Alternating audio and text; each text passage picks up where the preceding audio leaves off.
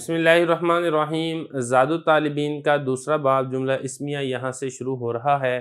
اس سے پہلے مقدمہ ہم مکمل کر چکے ہیں۔ مقدمے کے اندر اللہ تعالیٰ کی تعریف ہم نے پڑھ لی، نبی کریم صلی اللہ علیہ وسلم پر صلاۃ و سلام ہم نے پڑھ لیا۔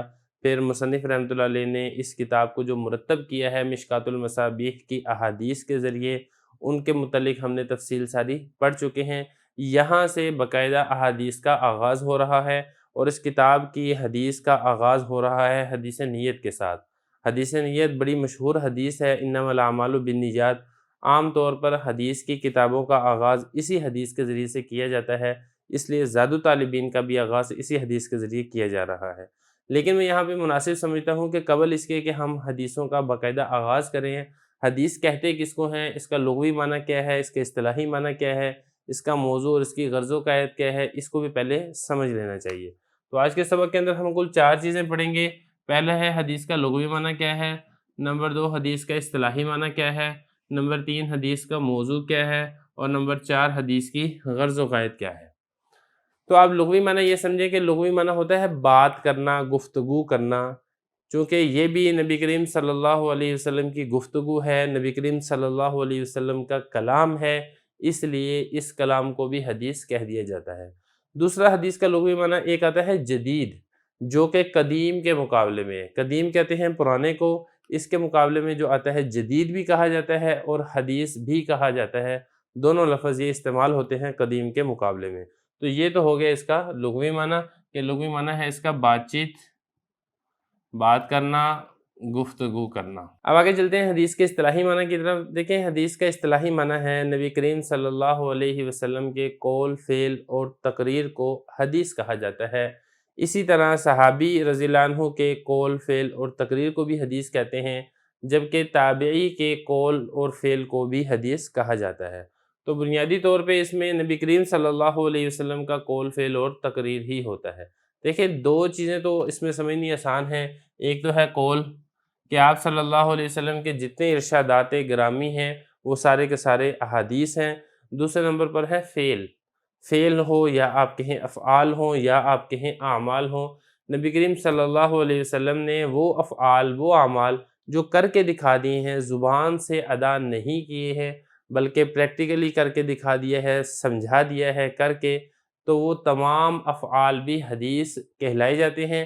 جس طریقے سے نبی کریم صلی اللہ علیہ وسلم کے اقوال پر عمل کیا جاتا ہے، اسی طرح آپ صلی اللہ علیہ وسلم کے افعال سے بھی عمل کو اخذ کیا جاتا ہے۔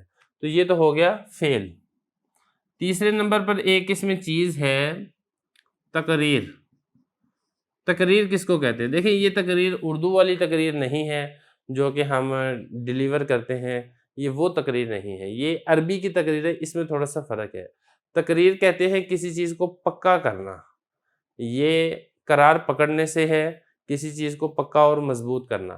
مطلب اس کا یہ ہوتا ہے کہ نبی کریم صلی اللہ علیہ وسلم کے سامنے کوئی واقعہ پیش آیا اور آپ صلی اللہ علیہ وسلم نے اس سے انکار نہیں کیا، اس سے منع نہیں کیا۔ تو منع نہ کرنا، انکار نہ کرنا، گویا کہ اس کی تائید کرنا ہے کہ یہ والا کام یا یہ والی بات درست کہی جا رہی ہے، یہ والا کام درست کیا جا رہا ہے۔ اس لیے ایسے تمام اعمال کی نسبت بھی نبی کریم صلی اللہ علیہ وسلم کی طرف کی جاتی ہے، اور اس کو کہا جاتا ہے کہ ایسے تمام اعمال کو حضور اکرم صلی اللہ علیہ وسلم کی تائید حاصل ہے۔ جس طرح قول کے ذریعے سے عمل نکالا جاتا ہے، فعل کے ذریعے سے عمل کو اخذ کیا جاتا ہے، اسی طرح آپ صلی اللہ علیہ وسلم کی تقریر کے ذریعے سے بھی عمل کو اخذ کیا جاتا ہے۔ صحابی کے متعلق بھی ایسے ہی ہے، صحابی کے قول کو بھی حدیث کہہ دیا جاتا ہے، صحابی کے فعل کو بھی حدیث کہہ دیا جاتا ہے، اور صحابی کی تقریر کو بھی حدیث کہہ دیا جاتا ہے۔ لیکن جہاں تک بات ہے تابعی کی، تابعی کے قول اور فعل کو تو حدیث کہا جاتا ہے، لیکن تابعی کی تقریر کو حدیث نہیں کہا جاتا۔ تو 2 چیزیں ہم نے سمجھ لی ہیں، ایک ہم نے پڑھ لیا اس کا لغوی معنی، دوسرا ہم نے پڑھ لیا اس کا اصطلاحی معنی۔ اب تیسرے نمبر پر ہے اس کا موضوع کیا ہے۔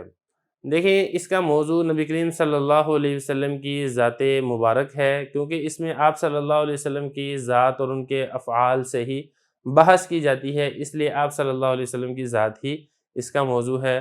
اٹھنا، بیٹھنا، سونا، جاگنا وغیرہ نبی کریم صلی اللہ علیہ وسلم کس طرح کرتے تھے، یہ ساری کی ساری حدیث کے اندر آتی ہیں۔ تو موضوع بھی ہو گیا۔ تیسرے نمبر پر ہے غرض و غائد۔ غرض و غائد کا مطلب ہے کہ ہم یہ حدیث کا علم کیوں حاصل کرتے ہیں۔ دیکھیں اس کی غرض ایک تو بہت آسان غرض ہے جو کہ ہر دینی علوم کے شروع کی غرض بتا دی جاتی ہے، وہ ہے الفوز بفلاح الدارین، دنیا جہان کی کامیابی کا حاصل کرنا۔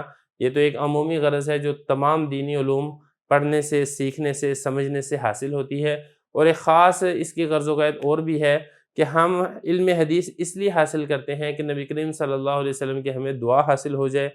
اصل میں حضور اکرم صلی اللہ علیہ وسلم نے دعا دی ہے، اب یہ دعا کون سی ہے؟ یہ دعا ذکر کی گئی ہے۔ آپ صلی اللہ علیہ وسلم نے ارشاد فرمایا نزل اللہ عبدا سمع مقالتی فوعاها واداها۔ یہ اسی طرح ایک اور حدیث کے اندر ہے کہ آپ صلی اللہ علیہ وسلم نے فرمایا کہ یا اللہ میرے خلفاء پر رحم کیجئے، تو آپ صلی اللہ علیہ وسلم سے پوچھا گیا کہ یا رسول اللہ من خلفاؤک، آپ کے خلفاء کون ہیں؟ تو آپ صلی اللہ علیہ وسلم نے آگے سے ارشاد فرمایا الذین یروون احادیثی، میرے خلفاء وہ ہیں جو کہ میری احادیث کو آگے روایت کرتے ہیں۔ تو یہ چونکہ ایک تمام ایک فضیلتیں حاصل ہوتی ہیں اس حدیث کے پڑھنے پڑھانے سے، سمجھنے سمجھانے سے، تو یہی اس احادیث کا غرض و غایت ہے کہ ہمیں وہ تمام فضیلتیں حاصل ہو جائے جو کہ نبی کریم صلی اللہ علیہ وسلم نے امت کو بشارت دی ہے۔ تو یہاں تک ہماری اس 4 چیزیں مکمل ہو گئی ہیں، لغوی، اصطلاحی، موضوع اور غرض و غایت۔ اگلے سبق سے انشاءاللہ انما الاعمال بالنیات حدیث کو شروع کیا جائے گا۔ بسم اللہ الرحمن الرحیم۔ زاد الطالبین کا دوسرا باب ہے جملہ اسمیہ، اس کا سبق نمبر 2 ہے۔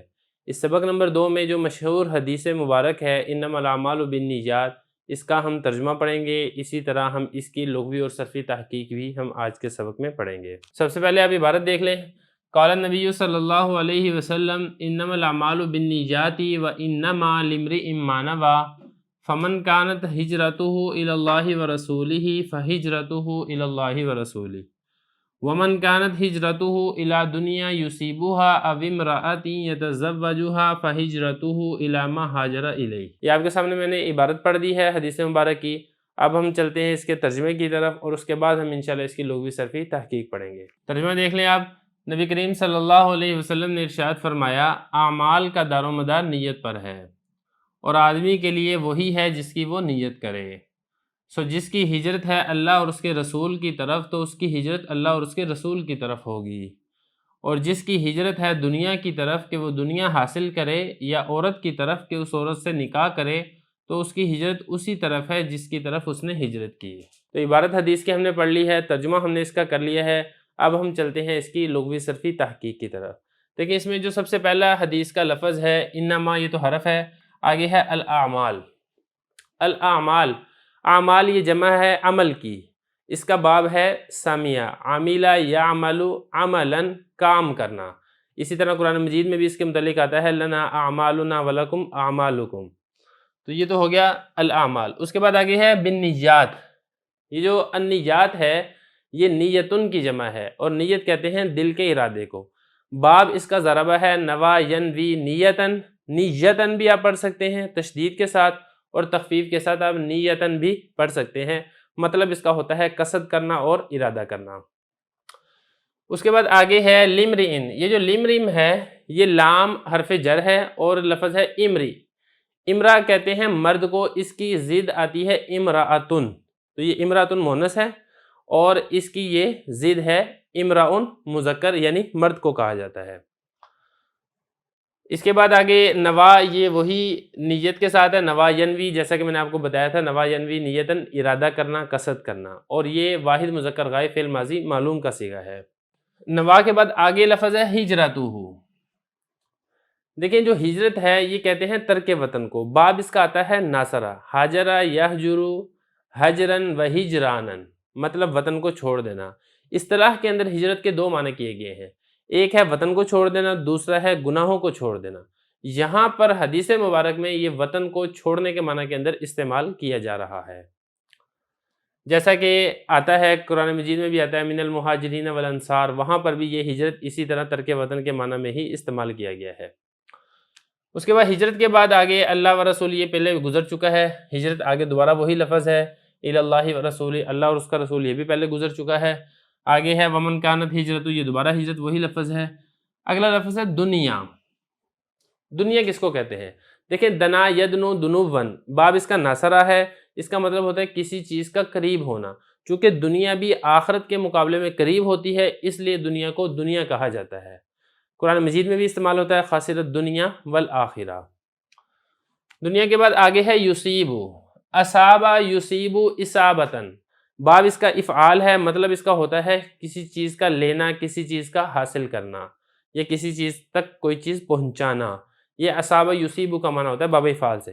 لیکن اگر آپ اس کو ثلاثی مجرد میں لے جائیں تو پھر اس کا باب ہوگا ضربہ، صابہ یصیبو صیباً، نشانے پر کوئی چیز لگنا، درست ہونا، اسی سے قرآن مجید میں بھی یہی باب افعال سے ہی استعمال ہوتا ہے، او یصیبہم عذاب علیم۔ تو یہ یصیبہ بھی ہو گیا۔ امراتن کے بارے میں آپ کو بتا چکا ہوں، امراؤن یہ مذکر کے لیے اور امراتن یہ اسی کی مؤنث ہے، عورت کے لیے استعمال ہوتا ہے۔ آگے ہے یتزوجھا، تزوج یتزوج، باب تفاعل ہے اس کا، اور یہ واحد مذکر غائب فعل مضارع معلوم کا صیغہ ہے، مطلب اس کا ہوتا ہے نکاح کرنا۔ قرآن مجید میں ایک اور جگہ پر بھی اسی معنی میں استعمال ہوا ہے، زوجناکھا لکی لا یکون۔ تو یہ یہاں تک ہمارا الا ہاجر الیہ۔ آگے ہجرت کے متعلق میں آپ کو پہلے بھی بتا چکا ہوں۔ تو یہاں تک آج کے سبق میں ہم نے عبارت پڑھ لی ہے، ترجمہ کر لیا ہے اور اس کی لغوی صرفی تحقیق کر لی ہے۔ اگلے سبق کے اندر ہم انشاءاللہ اس حدیث کی تشریح کریں گے، اور پھر اس سے اگلے سبق کے اندر ہم انشاءاللہ اس حدیث کی ترکیب کریں گے۔ بسم اللہ الرحمن الرحیم۔ زاد الطالبین کا دوسرا باب ہے جملہ اسمیہ، اس کا سبق نمبر 3 ہے انما الاعمال بالنیات، حدیث کی تشریح۔ اس سے پچھلے سبق کے اندر ہم انما الاعمال بالنیات اس حدیث کا ترجمہ ہم پڑھ چکے ہیں، لغوی صرفی تحقیق ہم کر چکے ہیں۔ آج کے سبق کے اندر ہم نے اس حدیث کی تشریح کرنی ہے۔ حدیث کی تشریح سے پہلے جو بات سمجھنے کی ہے وہ یہ ہے کہ جس طرح قرآن مجید کی آیات کا شان نزول ہوتا ہے، اسی طرح حدیث مبارک کا شان ورود ہوتا ہے۔ ورود کا مطلب ہوتا ہے کہ کس موقع میں اور کس پس منظر میں یہ والی حدیث نبی کریم صلی اللہ علیہ وسلم نے ارشاد فرمائی ہے۔ تو اسی طرح اس حدیث کا بھی شان ورود ہے۔ جب نبی کریم صلی اللہ علیہ وسلم اور صحابہ کرام ہجرت کر کے مکہ سے مدینہ منورہ تشریف لے کر گئے ہیں، تو اسی موقع سے متعلقہ یہ ایک حدیث ہے۔ ایک روایت میں آتا ہے کہ ایک صاحب نے ہجرت کی اور پھر اس نے مدینہ منورہ جا کر ایک عورت سے نکاح کر لیا۔ دوسری روایت جو کہ طبرانی میں ہے، اس میں اس عورت کا نام قیس بتایا گیا ہے۔ تو اسی لیے اسی پس منظر میں نبی کریم صلی اللہ علیہ وسلم نے ارشاد فرمایا کہ اعمال صالحہ جتنے بھی ہیں ان کا دار و مدار نیت کے اوپر ہے۔ اگر کسی نے ہجرت کی ہے اللہ اور اس کے رسول کے حکم پر عمل کرتے ہوئے، تو اس کو ہجرت کا حقیقی طور پر ثواب اور اجر ملے گا۔ اور اگر کسی نے ہجرت کی ہے کسی عورت سے نکاح کرنے کے لیے، جیسا کہ یہ جو صاحب تھے جنہوں نے قیس عورت سے نکاح کرنے کے لیے ہجرت کی تھی، یا کسی دنیاوی غرض اور مفاد کے لیے ہجرت کی ہے، تو پھر اس کو وہی چیز ملے گی، اس کو پھر اللہ اور اس کے رسول کے ہاں کسی قسم کا اجر اور ثواب نہیں ملے گا۔ تو یہ اس کا شان ورود ہے جس میں نبی کریم صلی اللہ علیہ وسلم نے یہ والی حدیث مبارک ارشاد فرمائی ہے۔ باقی اس حدیث کی فضیلت بہت ہے۔ اس حدیث کے متعلق امام شافعی رحمۃ اللہ علیہ اور امام احمد رحمۃ اللہ علیہ فرماتے ہیں کہ یہ ثلث علم ہے، جتنا بھی علوم ہیں اس علوم کا یہ 1/3 یعنی تیسرا حصہ ہے۔ اصل میں بات یہ ہے کہ انسان کے کل اعمال کی 3 قسمیں ہیں۔ ایک وہ عمل جو دل کے ساتھ ہوتا ہے، دوسرا وہ عمل جو زبان کے ساتھ ہوتا ہے، تیسرا وہ عمل جو اعضاء کے ساتھ ہوتا ہے۔ اور اس حدیث کا تعلق ان تینوں کے ساتھ ہے۔ دل سے آپ جو عمل کرتے ہیں، اللہ اور اس کے رسول کے اوپر یقین لاتے ہیں، ایمان لاتے ہیں، تب بھی نیت آپ کی ٹھیک ہونی چاہیے۔ زبان سے آپ کوئی عبادت کرتے ہیں، تلاوت کرتے ہیں، ذکر اذکار کرتے ہیں، تسبیحات کرتے ہیں، اچھی بات کہتے ہیں، اس وقت بھی آپ کی نیت درست ہونی چاہیے۔ اس کے علاوہ آپ دیگر اعضاء کے ساتھ جو بھی عبادت کرتے ہیں اس وقت بھی آپ کی نیت درست ہونی چاہیے۔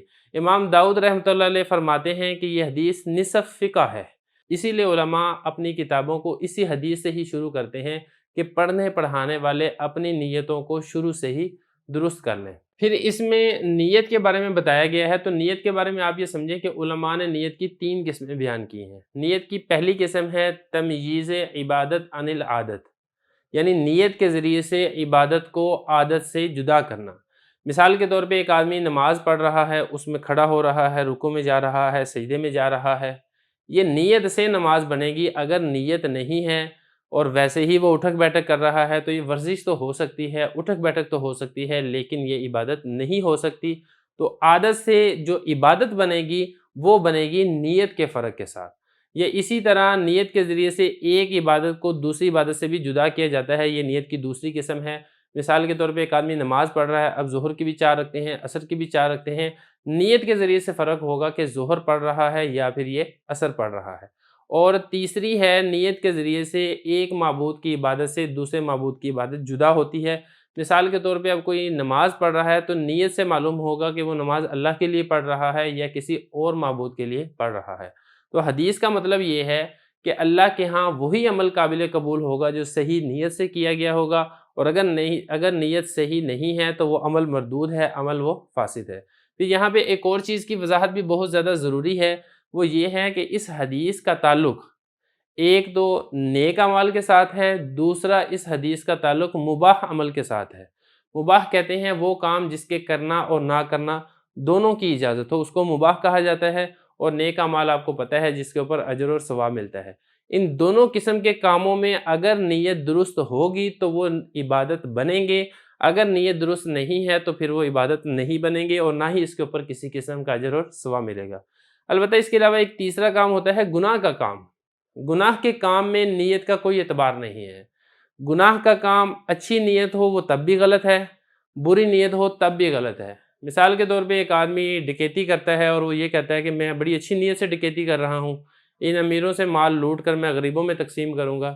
تو نیت جتنی مرضی اچھی ہو جائے، ڈکیتی ڈکیتی ہی رہے گی، حرام کام حرام ہی رہے گا، اچھی نیت سے حرام کام حلال نہیں ہوگا۔ تو خلاصہ یہ ہے کہ اس حدیث کا تعلق اعمال صالحہ کے ساتھ ہے، یا ان اعمال کے ساتھ ہے جس میں انسان کو اجازت ہے، کر لے تب بھی ٹھیک ہے، نہ کرے تب بھی ٹھیک ہے۔ مباح اعمال میں اگر نیت اچھی ہوگی تو مباح عمل بھی عبادت کا درجہ حاصل کر لے گا، اور اس کو اس کے اوپر بھی اجر اور ثواب حاصل ہوگا۔ اس حدیث کے اندر ایک اور چیز سمجھنے کی ہے، وہ یہ ہے کہ ہجرت کا ذکر ہے۔ ہجرت بہت بڑی عظیم الشان عبادت ہے۔ اس عبادت کے متعلق حدیث مبارک میں یہ بھی کہا گیا تھا کہ ہجرت کی وجہ سے اللہ تعالیٰ سابقہ تمام گناہوں کو معاف کر دیتے ہیں۔ اتنی بڑی عظیم الشان عبادت کے لیے بھی نیت کا درست ہونا ضروری ہے۔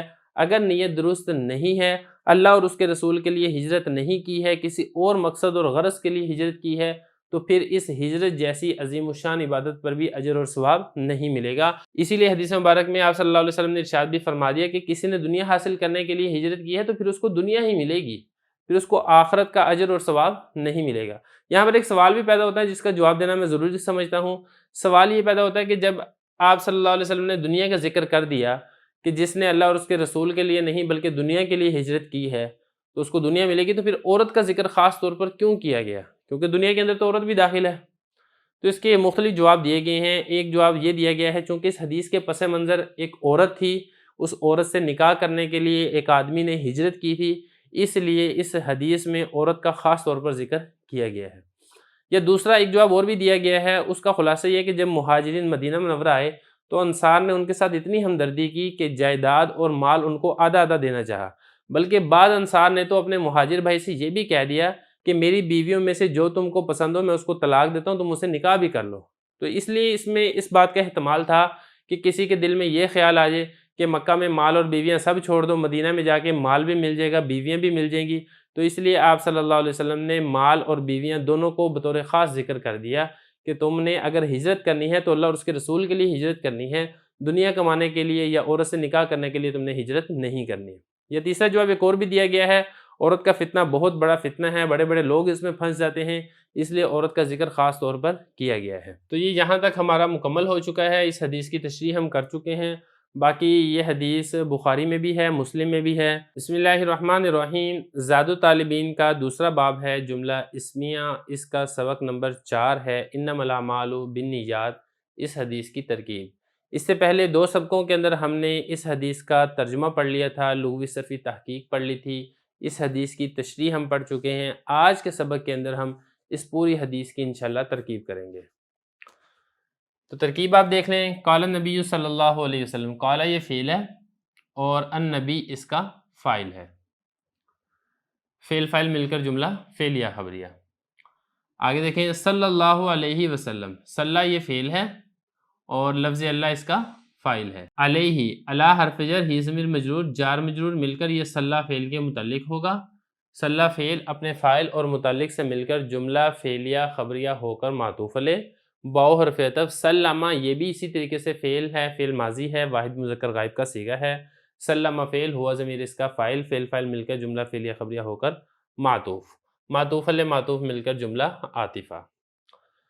آگے دیکھیں، انما حرف ہے، الاعمال یہ بنے گا مبتدا اور با حرف جر النجات مجرور، جار مجرور مل کر آپ اس کا چونکہ متعلق لفظوں میں موجود نہیں ہے اس لیے آپ یہاں پہ کوئی فعل محذوف نکال لیں، تعتبر نکالیں کیونکہ ترجمے کے اعتبار سے اس کی مناسبت بنتی ہے، اعمال کا اعتبار کیا جائے گا نیتوں کے ذریعے سے، تو تعتبر فعل مجہول کے متعلق ہو جائے گا نجات، تعتبر فعل مجہول اپنے نائب فاعل اور متعلق سے مل کر جملہ فعلیہ ہو کر پھر یہ الاعمال مبتدا کی خبر ہوگا، مبتدا اپنی خبر سے مل کر جملہ اسمیہ خبریہ ہوگا۔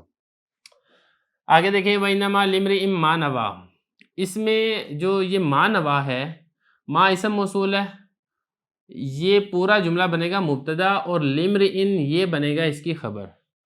اس میں سوال یہ پیدا ہوتا ہے کہ آپ نے اس کو مبتدا کیوں نہیں بنایا؟ تو اس کی وجہ یہ ہے کہ اس کے شروع میں لام حرف جر آ رہا ہے، تو لام حرف جر آئے تو اس کا مطلب ہے کہ یہ ظرف ہے، اور ظرف آپ یاد رکھیں کبھی بھی وہ مبتدا نہیں بنتا، ہمیشہ وہ خبر بنتا ہے، تو یہ جو لِامْرِئٍ ہے یہ بنے گا خبر مقدم اور ما نوا یہ بنے گا مبتدا مؤخر۔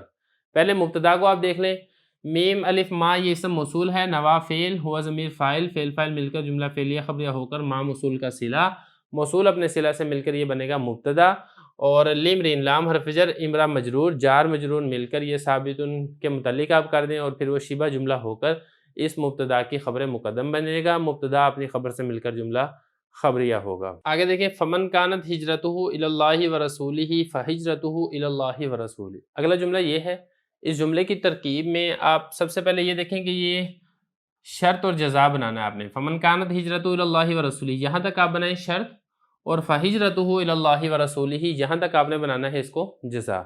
اب اس کے ہم تفصیل میں چلتے ہیں، اس میں جو فا ہے فا تفصیلیہ ہے، من اسم موصول ہے، جب من اسم موصول ہے تو یہ پورا جملہ یہاں سے لے کے یہاں تک یہ پورا جملہ ہو کر من موصول کا صلہ بنے گا، من موصول اپنے صلہ سے مل کر پھر یہ بن جائے گا شرط، متضمن ہوگا شرط کے معنی کو۔ اب آگے اس کو مزید کھول لیتے ہیں، کانت یہ فعل ناقص ہے، ہجرتہ ہجرت مضاف ہو ضمیر مضاف الیہ، مضاف مضاف الیہ سے مل کر کانت کا اسم بنے گا، کیونکہ افعال ناقصہ کا جو اسم ہے اس کے اوپر رفع آتا ہے تو یہ بن جائے گا اس کا اسم، الہ حرف جر لفظ اللہ معطوف علیہ، واو حرف عطف رسول مضاف ہی ضمیر مضاف الیہ، مضاف مضاف الیہ سے مل کر معطوف، معطوف علیہ معطوف مل کر الہ جار کا مجرور، جار مجرور مل کر پھر آپ اس کو کسی کے متعلق کریں، آپ نے اس کو کانا کے متعلق نہیں کرنا کیونکہ اگر آپ نے اس کو کانا کے متعلق کر دیا تو پھر کانا کی خبر کہاں جائے گی، اس لیے آپ اس کا متعلق محذوف نکال کر پھر وہ پورا جملہ ہو کر اس کانا کی خبر بنے گا، تو کانا فعل ناقص اپنے اسم و خبر سے مل کر جملہ فعلیہ ہو کر پھر بنے گا من موصول کا صلہ، من موصول اپنے صلہ سے مل کر پھر یہ بن جائے گا شرط۔ اسی طرح اگلا جملہ بن جائے گا اس کی جزا، اگلا جملہ جزا اس کی کیسے بنے گا، یہاں پر فا جزائیہ، ہجرت مضاف ہو ضمیر مضاف الیہ، مضاف مضاف الیہ سے مل کر یہ بن جائے گا مبتدا۔ اب یہ مبتدا بن گیا، الہ حرف جر ہے لفظ اللہ معطوف علیہ، واو حرف عطف رسول مضاف ہی ضمیر مضاف الیہ، مضاف مضاف الیہ سے مل کر معطوف، معطوف علیہ معطوف مل کر الہ جار کا مجرور، جار مجرور مل کر چونکہ اس کا متعلق لفظ میں موجود نہیں ہے اس لیے آپ یہاں پہ محذوف نکال لیں، ثابت نکال لیں آپ، تو آپ اس کے متعلق کر کے پھر وہ پورا جملہ ہو کر اس مبتدا کی خبر بن جائے گا، مبتدا اپنی خبر سے مل کر جملہ اسمیہ خبریہ ہو کر یہ جو پیچھے جملہ بنایا تھا ہم نے شرط کا یہ بن جائے گا اس کی جزا، شرط اپنی جزا سے مل کر جملہ شرطیہ جزائیہ ہوگا۔ اگلا جملہ دیکھیں، ومن کانت ہجرتہ الی دنیا یصیبها او امرأۃ یتزوجها فہجرتہ الی ما دوبارہ ومن کانت ہجرتہ الی دنیا یصیبها او امرأۃ یتزوجها فہجرتہ الی ما ہاجر الیہ، یہ بھی آپ نے بالکل اسی طریقے سے شرط جزا بنانا ہے جس طرح آپ نے اوپر والا شرط اور جزا بنایا ہے۔ کیسے؟ آپ یہاں سے لے کے یہاں تک آپ بنائیں اس کو شرط، اور فہجرتہ الی ما ہاجر الیہ یہ بن جائے گی اس کی جزا، شرط اپنی جزا سے مل کر جملہ شرطیہ جزائیہ ہوگا۔ غلطی عام طور پہ یہ ہوتی ہے کہ ہم تفصیل کے اندر چلے جاتے ہیں اور تفصیل میں جاتے جاتے جو ایک اجمالی طور پر جو بات ہوتی ہے اس کو ہم بھول جاتے ہیں، تو ترکیب کو یاد رکھنے کے لیے آپ یہ بات ذہن نشین کر لیں کہ آپ پہلے اجمالی ترکیب کر لیں پھر آپ اس کی تفصیل کریں، پھر آپ کو وہ یاد رہے گی، آپ بھولیں گے نہیں۔ تو جب میں نے آپ کو یہ بتا دیا کہ شرط اور جزا ہے، جب آپ کو اتنی بات سمجھ میں آ گئی ہے اب ہم اس کی مزید وضاحت کریں گے۔ تو اس میں دیکھیں پہلے نمبر پر ہے من، یہ من اسم موصول ہے، اور جب یہ اسم موصول ہے تو کانت ہجرتہ سے لے کے یتزوجها تک یہ پورا جملہ بن جائے گا اس من موصول کا صلہ، موصول اپنے صلہ سے مل کر پھر یہ بن جائے گا شرط۔ اس کے بعد آپ آگے چلیں، کانت ہجرتہ الی دنیا یصیبها او امرأۃ یتزوجها، یہ کانت فعل ناقص ہے، اب جب یہ فعل ناقص ہے تو پورا جملہ یہاں سے لے کے یہاں تک یہ اس کا اسم اور خبر مل کر پھر یہ جملہ ہو کر یہ پھر پیچھے بنے گا من موصول کا صلہ۔ اس کو بنا بھی دیتے ہیں۔ کانت فعل ناقص، ہجرت مضاف ہو ضمیر مضاف الیہ، مضاف مضاف الیہ سے مل کر اس کانت کا اسم۔ آگے الی دنیا یصیبھا، الی حرف جر ہے، دنیا یہ بنے گا موصوف، اس کو آپ نے موصوف بنانا ہے کیونکہ یصیبھا اسی دنیا کی صفت ہے۔ یصیب فعل، ہوا ضمیر اس کا فاعل، ہا ضمیر اس کا مفعول، فعل فاعل مفعول مل کر جملہ فعلیہ خبریہ ہو کر دنیا موصوف کی صفت، دنیا موصوف اپنی صفت سے مل کر پھر یہ بنے گا معطوف علیہ اور اگلا جملہ بن جائے گا اس کا معطوف، معطوف علیہ معطوف مل کر پھر الی جار کا آپ نے مجرور بنانا ہے۔ الی جار اپنے مجرور سے مل کر پھر یہ کائنۃ ان کے متعلق کر دیں آپ یا ثابتۃ ان کے متعلق کر دیں، اس کے متعلق ہو جائے گا اور یہ پورا جملہ ہو کر کانت کی بن جائے گا خبر۔ کانت فعل ناقص اپنے اسم و خبر سے مل کر پھر پیچھے من موصول کا صلہ بنے گا اور موصول اپنے صلہ سے مل کر پھر بن جائے گا اس کی شرط۔ آگے چلیں، آگے امرا یہ بنے گا موصوف اور یتزوج فعل ہوا ضمیر فاعل ہا ضمیر مفعول، فعل فاعل مفعول مل کر جملہ فعلیہ خبریہ ہو کر موصوف کی بن جائے گا صفت اور موصوف اپنی صفت سے مل کر پھر یہ او کے واسطہ سے بن جائے گا، اس کا عطف ہو جائے گا دنیا کی طرف، تو دنیا معطوف اپنے معطوف علیہ سے مل کر پھر الی جار کا مجرور، جار مجرور مل کر کائنت ان کے متعلق اور یہ پھر پورا جملہ ہو کر کانت کی خبر بن جائے گا کانت، پھر یہ پورا جملہ ہو کر یہ من موصول کا صلہ، موصول اپنے صلہ سے مل کر پھر یہ یہاں تک بن جائے گا شرط اور یہ اگلا جملہ اس کی بنے گا جزا۔ یہ بہت آسان ہے، فہجرتہ یہ فا جزائیہ، ہجرت مضاف ہو ضمیر مضاف الیہ، مضاف مضاف الیہ سے مل کر مبتدا اور الی حرف جر ہے، میم الف ما مجرور ہے، جار مجرور مل کر پھر یہ ثابتۃ ان کے متعلق کر کے اس مبتدا کی آپ خبر کر دیں، مبتدا اپنی خبر سے مل کر جملہ اسمیہ خبریہ ہو جائے گا۔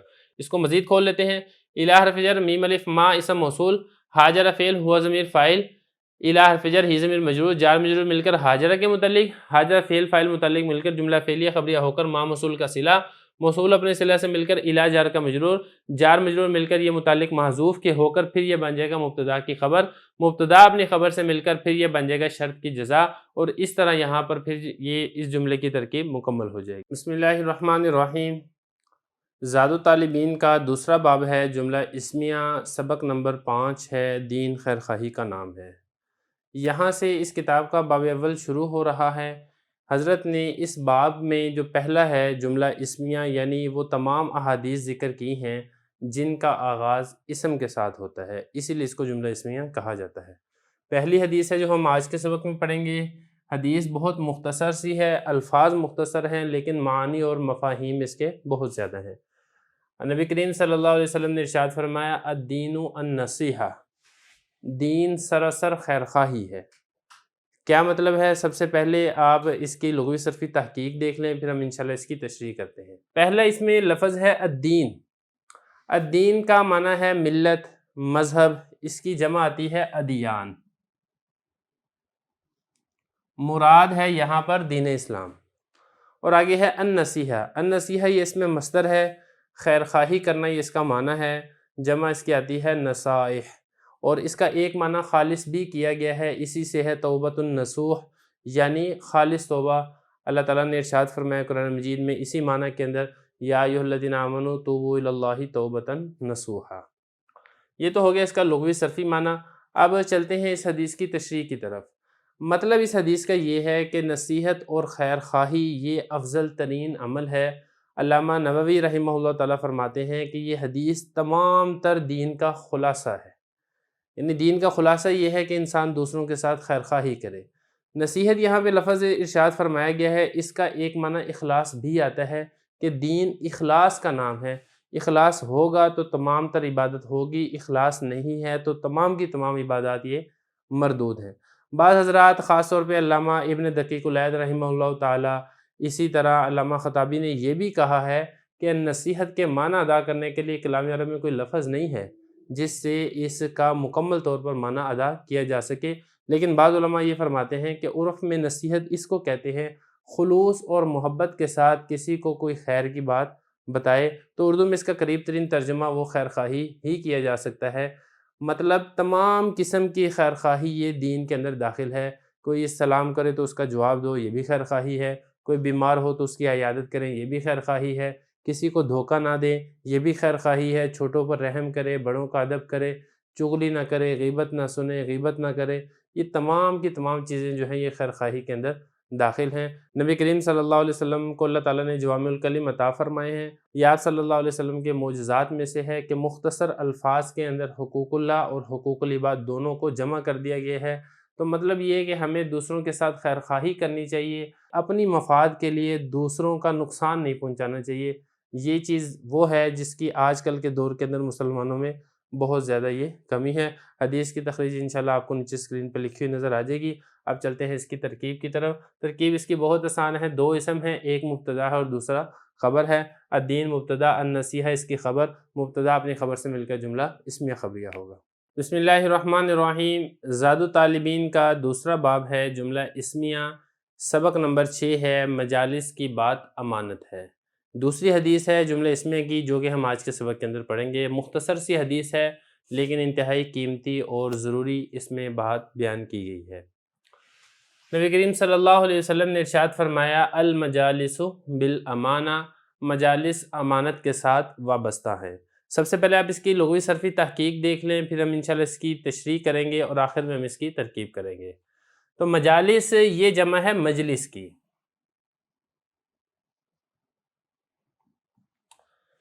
مجلس کہتے ہیں بیٹھنے کی جگہ۔ باب اس کا ہے ضربہ، جلس یجلس جلوسا و مجلسا، مصدر میمی کے طور پر بھی یہ لفظ استعمال ہوتا ہے۔ اللہ تعالیٰ نے بھی قرآن مجید میں مجالس کو ذکر کیا ہے۔ اللہ تعالیٰ کا فرمان ہے تفسحوا فی المجالس، کہ تم اپنی مجالس میں کشادگی اختیار کرو۔ تو یہ تو ہو گیا مجالس۔ اگلا لفظ ہے امانت۔ امانت اس کی جمع آتی ہے امانات، مطلب اس کا ہوتا ہے محفوظ کرنا، فریضہ خداوندی، یہ بھی امانت کا معنی کیا گیا ہے۔ باب اس کا سامیہ بھی ہے اور باب اس کا ضربہ بھی استعمال ہوتا ہے۔ اللہ تعالیٰ نے بھی قرآن مجید میں اسی کے متعلق کہا ہے انا عرضنا الامانۃ، وہاں پر بھی امانت کا لفظ استعمال کیا گیا ہے۔ یہ تو ہے اس کی لغوی صرفی تحقیق۔ اب آگے چلتے ہیں اس کی تشریح کی طرف۔ اس حدیث میں مجلس کے آداب بیان کیے گئے ہیں۔ مجلس کا ادب یہ ہے کہ مجلس کی تمام باتیں مصلحت اور مجلس والوں کی اجازت کے بغیر دوسروں سے اظہار نہیں کرنا چاہیے۔ مولا علی قاری رحمہ اللہ تعالیٰ اس حدیث کے ضمن میں ارشاد فرماتے ہیں کہ کسی شخص کے لیے یہ والی بات زیبا نہیں ہے کہ جب کسی مجلس میں کسی کے بارے میں کوئی بات کی جائے تو وہ اس بات کو لوگوں کے درمیان کھولتا پھرے، لوگوں کو بتاتا پھرے۔ یہ والی بات درست نہیں ہے۔ البتہ 3 مجلسیں ایسی ہیں جن کی باتوں کو ظاہر کر دینا چاہیے، اجازت ہے بلکہ کر دینا ضروری ہے۔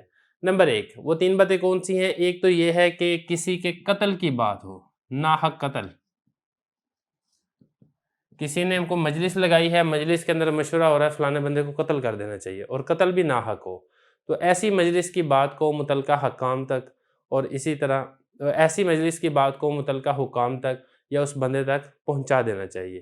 یا دوسرے نمبر پر کسی عورت کی عصمت لوٹنے کی بات ہو، کسی عورت کی پردہ دری کی بات ہو، ایسی اگر کوئی مشورہ ہو رہا ہے، میٹنگ ہو رہی ہے، تو اس بات کو بھی افشاء کر دینا چاہیے تاکہ اس عورت کو اس سے بچایا جا سکے۔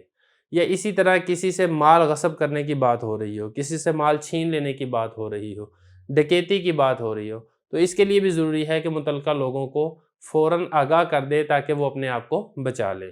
تو یہ 3 قسم کی باتیں ہیں جو مولا علی قاری رحمہ اللہ تعالیٰ نے ذکر کی ہیں کہ ان 3 قسم کی باتوں کو افشاء کر دینا چاہیے، جبکہ شیخ عبدالحق محدث دہلوی رحمۃ اللہ علیہ فرماتے ہیں کہ اس مجلس کی بات بھی ظاہر کر دے جس میں دین یا قوم کو نقصان پہنچانے کی گفتگو ہو رہی ہو، کسی کو بھی نقصان پہنچانے کی گفتگو ہو رہی ہے، ایذا رسانے کا مشورہ ہو رہا ہے، تو ایسی بات کو ظاہر کر دینا چاہیے، چھپا کے نہیں رکھنا چاہیے۔ بعض لوگ کیا کرتے ہیں، بعض لوگ یہ کہتے ہیں اس بات کو تو راز سمجھتے ہیں جس کے بارے میں کہہ دیا جاتا ہے کہ بھئی یہ راز کی بات ہے، اس کو آگے نہیں بتانا کسی کو، اور جس کے بارے میں یہ نہیں کہا جاتا کہ یہ راز کی بات ہے اس کو آگے ذکر کر دیتے ہیں۔ اگر ان سے کوئی پوچھتا ہے کہ یار آپ نے مجلس کی بات آپ نے آگے کیوں بتائی ہے، تو وہ آگے سے کہتے ہیں کہ ہمیں اس نے منع تو نہیں کیا تھا۔ تو خوب یاد رکھیں کہ جو بھی آپس میں بات کی جا رہی ہے مجلس کے اندر، وہ امانت ہوتی ہے، اور امانت کو بغیر اجازت کے آگے آپ کسی تک نہیں پہنچا سکتے۔ اگر آپ نے پہنچانا ہے تو آپ کو اجازت حاصل کرنا یہ لازم اور ضروری ہے۔ تو یہ تو اس حدیث کی تشریح ہے۔ اب اس کے بعد اب آگے چلتے ہیں اس کی ترکیب کی طرف۔ ترکیب اس کی آسان ہے۔ المجالس یہ بنے گا مبتدا، با حرف جر امانت مجرور، جار مجرور مل گیا، چونکہ اس کا متعلق لفظوں میں موجود نہیں ہے اس لیے متعلق محذوف نکال لیں، اس کے متعلق کر کے جملہ ہو کر پھر یہ بن جائے گا المجالس مبتدا کی خبر، مبتدا اپنی خبر سے مل کر جملہ اسمیہ خبریہ ہوگا۔ یہ مشکات کی حدیث ہے جو کہ اس کا آپ کو ریفرنس نمبر نیچے لکھا ہوا نظر آ رہا ہے۔ بسم اللہ الرحمن الرحیم۔ زاد الطالبین کا دوسرا باب ہے، جملہ اسمیہ، سبق نمبر 7 ہے، دعا عبادت کا مغز ہے۔ یہ حدیث مبارک کا ترجمہ ہے۔ حدیث مبارک کی کیا تشریح ہے، کیا تفصیل ہے، وہ ہم آج کے سبق میں پڑھیں گے۔ لیکن نبی کریم صلی اللہ علیہ وسلم نے ارشاد فرمایا، الدعاء مخ العبادہ، دعا عبادت کا مغز ہے۔ سب سے پہلے آپ لغوی صرفی تحقیق دیکھ لیں، پھر ہم اس کی تشریح کریں گے اور آخر میں ہم انشاءاللہ اس کی ترکیب کریں گے۔ تو لغوی صرفی تحقیق میں سب سے پہلے ہے الدعاء۔ الدعاء یہ مصدر ہے، دعا یدعو دعاء و دعوہ، مطلب اس کا ہوتا ہے پکارنا، باب اس کا ہے ناصرہ، پکارنا، مدد طلب کرنا، یہ اس لفظ کا معنی ہے۔ اللہ تعالیٰ بھی اسی سے ارشاد فرماتے ہیں، انک سمیع الدعاء، اللہ تعالیٰ تمہاری پکار کو سننے والے ہیں۔ تو یہ لفظ دعا کا قرآن مجید میں بھی استعمال کیا گیا ہے۔ آگے ہے مخ۔ مخ کہتے ہیں ہڈی کو، ہڈی کے گودے کو، اس کی جمع آتی ہے مخاخ۔ تو عبادت یہ پہلے گزر چکا ہے۔ اب چلتے ہیں اس حدیث کی تشریح کی طرف۔ دیکھیں تمام تر عبادات جو اللہ تعالیٰ نے انسان کے اوپر لازم اور ضروری قرار دی ہیں، وہ اس لیے ہیں کہ انسان اللہ تعالیٰ کی عبودیت اختیار کر کے ایک تو اس کے اندر عاجزی آئے اور دوسرا وہ اللہ تعالیٰ کے قریب سے قریب ترین ہوتا چلا جائے، اور دعا میں یہ چیز کامل درجے سے حاصل ہوتی ہے۔ اسی لیے فرمایا گیا کہ دعا عبادت کا مغز ہے۔ اللہ تعالیٰ بھی قرآن مجید میں ارشاد فرماتے ہیں، ان الذین یستکبرون عن عبادتی سیدخلون جہنم داخرین، یعنی وہ لوگ جو میری عبادت دعا سے تکبر اور بڑائی کرتے ہیں تو وہ ذلیل اور خوار ہو کر جہنم کے اندر داخل ہوں گے۔ تو وہاں پر بھی عبادت سے مراد ہے دعا۔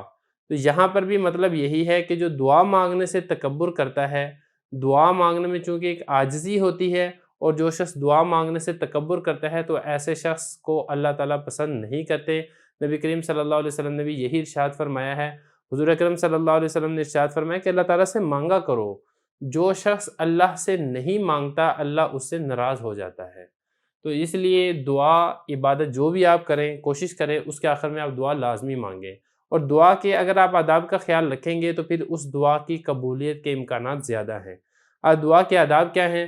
لیکن دعا کے آداب میں سے پہلا ادب تو یہ ہے کہ دعا کے شروع میں آپ اللہ تعالیٰ کی تعریف کریں، پھر نبی کریم صلی اللہ علیہ وسلم پر درود شریف پڑھیں، پھر اس یقین کے ساتھ دنیا اور آخرت کے بارے میں دعا مانگیں کہ جو بھی مانگنا ہے وہ میں اللہ سے مانگ رہا ہوں، اللہ تعالیٰ میری پکار کو سن رہے ہیں اور اس پکار کا جواب دیتے ہیں، میری ضروریات اور حاجات کو پورا کرتے ہیں۔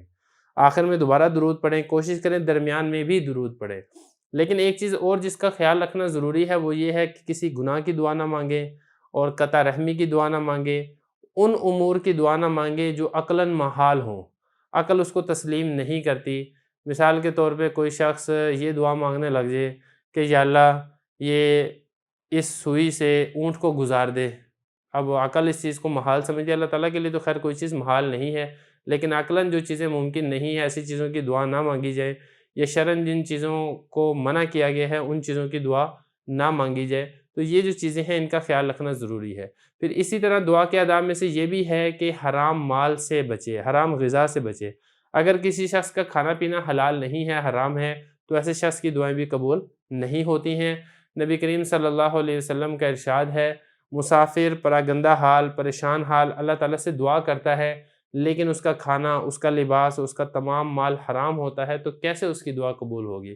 تو اس لیے ان آداب کا خیال اور لحاظ رکھ کے دعا مانگیں، یقین کے ساتھ دعا مانگیں، اللہ تعالیٰ آپ کی دعاؤں کو قبول کرے گا اور اس دعاؤں کی برکت سے آپ کی عبادات یہ بھی مقبول ہوں گی۔ تو یہ تو ہوگی اس حدیث کی تشریح۔ اب اس کے بعد آگے چلتے ہیں اس کی ترکیب کی طرف۔ ترکیب اس کی بہت آسان ہے، الدعاء یہ بنے گا مبتدا، کیونکہ آپ نے یہ خیال رکھنا ہے کہ سارے جملہ اسمیہ ہیں۔ اس پورے باب میں وہ حدیثیں آئیں گی جن کا آغاز اسم کے ساتھ ہو رہا ہے اور وہ جملہ اسمیہ بن رہی ہیں۔ تو الدعاء یہ مبتدا ہے، مخ مضاف اور العبادہ مضاف الیہ، مضاف اپنے مضاف الیہ سے مل کر یہ بنے گا اس مبتدا کی خبر، مبتدا اپنی خبر سے مل کر جملہ اسمیہ خبریہ ہوگا۔ بسم اللہ الرحمن الرحیم۔ زاد الطالبین کا دوسرا باب ہے، جملہ اسمیہ، سبق نمبر 8 ہے، جس میں ہم حدیث پڑھیں گے کہ حیا ایمان کا حصہ ہے۔ آپ حدیث دیکھ لیں، ترجمہ میں کر چکا ہوں۔ نبی کریم صلی اللہ علیہ وسلم نے ارشاد فرمایا الحیاء شعبۃ من الایمان، حیا ایمان کا حصہ ہے۔ اس میں اب سب سے پہلے ہم چلتے ہیں لغوی صرفی تحقیق کی طرف۔ پہلا اس میں لفظ ہے الحیاء۔ حیا کا مطلب ہوتا ہے شرم و حیا ہونا، جیسا کہ اللہ تعالیٰ بھی قرآن مجید میں ارشاد فرماتے ہیں ان اللہ لا یستحیی ان یضرب مثلا ما بعوضہ، تو وہاں پر بھی یہ والا لفظ استعمال کیا گیا ہے۔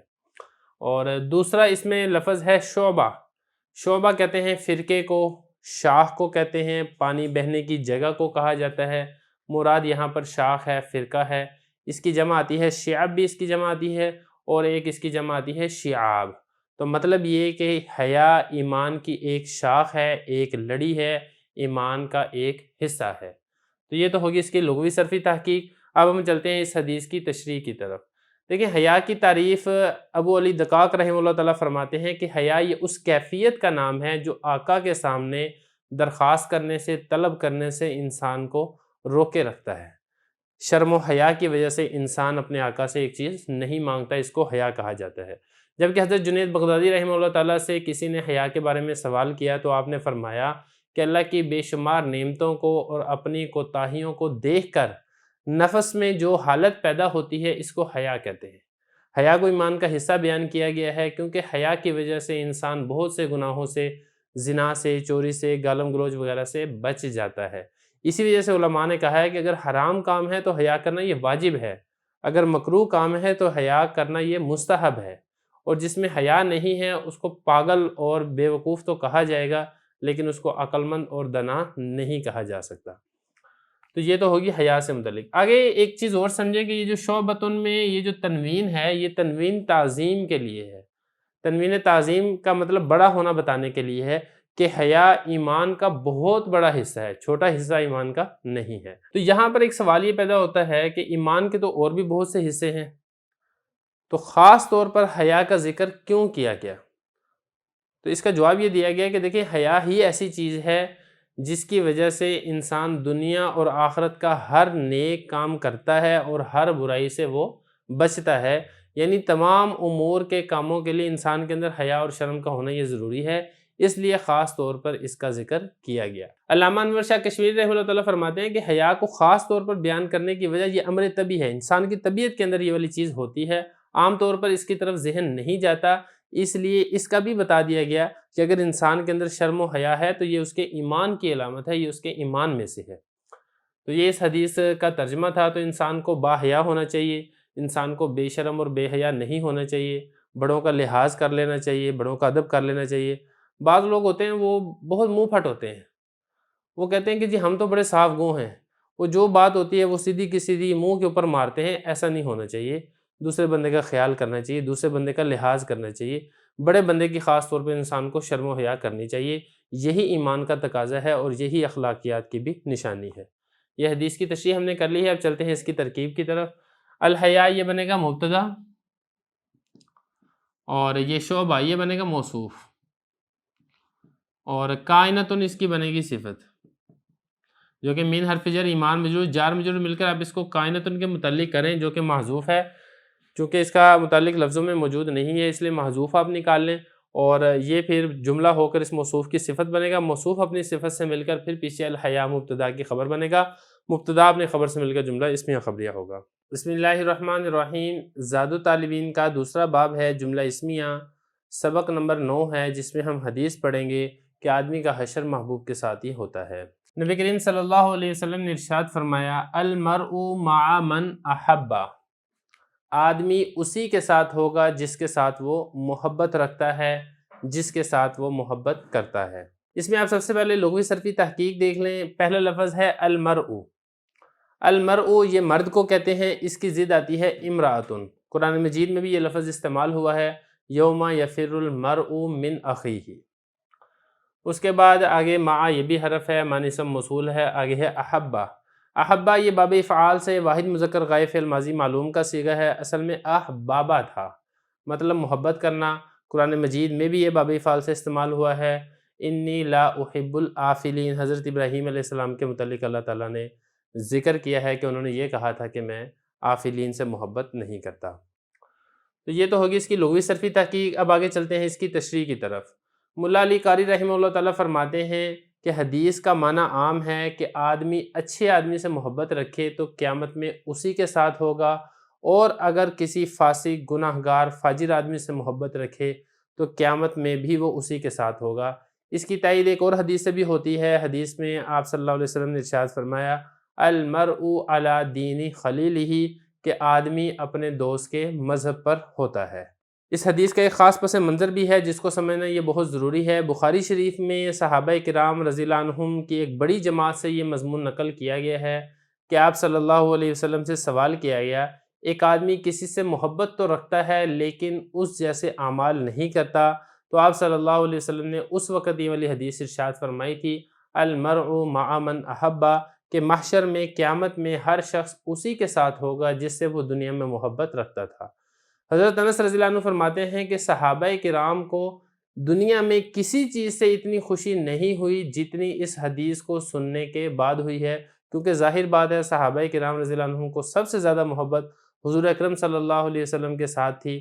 اس محبت کی بنیاد پر ایک بشارت ملی ہے کہ کل قیامت کو بھی ان کو نبی کریم صلی اللہ علیہ وسلم کی معیت اور ساتھ نصیب ہوگا۔ بعض علماء نے یہاں تک فرمایا ہے کہ اس حدیث میں ان لوگوں کے لیے اچھے خاتمے کی بشارت ہے جو اللہ کے نیک بندوں سے دنیا میں محبت رکھتے ہیں، کیونکہ قیامت میں یہ ان کے ساتھ اس وقت ہوگا جب کہ خاتمہ بالخیر ہوگا، کیونکہ نیک بندے جنت میں جائیں گے، اور اس حدیث میں ہے کہ جس کے ساتھ محبت ہوگی حشر بھی اسی کے ساتھ ہوگا، تو مطلب یہ کہ اس کا خاتمہ بھی اچھا ہوگا جس کی وجہ سے یہ بھی ان کے ساتھ جنت میں جائے گا۔ حضرت عبداللہ ابن مسعود رضی اللہ عنہ فرماتے ہیں کہ کوئی شخص رکن اور مقام ابراہیم کے درمیان 70 سال بھی عبادت کرے تب بھی اس کا حشر اسی کے ساتھ ہوگا جس سے وہ دنیا کے اندر محبت رکھتا ہے۔ اس لیے ہمیں چاہیے کہ اللہ کے نیک بندوں کے ساتھ ہم اپنی محبت کو قائم اور دائم رکھیں، علماء کے ساتھ، اللہ والوں کے ساتھ، مشائخ اور بزرگان دین کے ساتھ اپنا تعلق مضبوط کریں، اور گناہ گار بندوں کے ساتھ، اللہ کے نافرمان بندوں کے ساتھ کسی قسم کا محبت کا تعلق نہ رکھیں۔ آج کل لوگ فلم ایکٹریس، فلم اداکاروں کے ساتھ بڑی محبت کرتے ہیں، ان کے پوسٹر لگاتے ہیں، ان کی تصویریں شیئر کرتے ہیں، حالانکہ یہ اللہ تعالیٰ کے نافرمان بندے ہیں۔ اگر آپ ان کے ساتھ محبت کریں گے تو ہو سکتا ہے کل قیامت میں آپ کا حشر بھی انہی کے ساتھ ہو، اس حدیث مبارک کی روشنی میں۔ اس لیے اللہ تعالیٰ کے نافرمان بندوں سے کسی قسم کا محبت کا تعلق نہیں ہونا چاہیے۔ یہ حدیث ہم نے اس کا ترجمہ کر لیا، تشریح کر لی، اب چلتے ہیں اس کی ترکیب کی طرف۔ المرء یہ بنے گا مبتدا،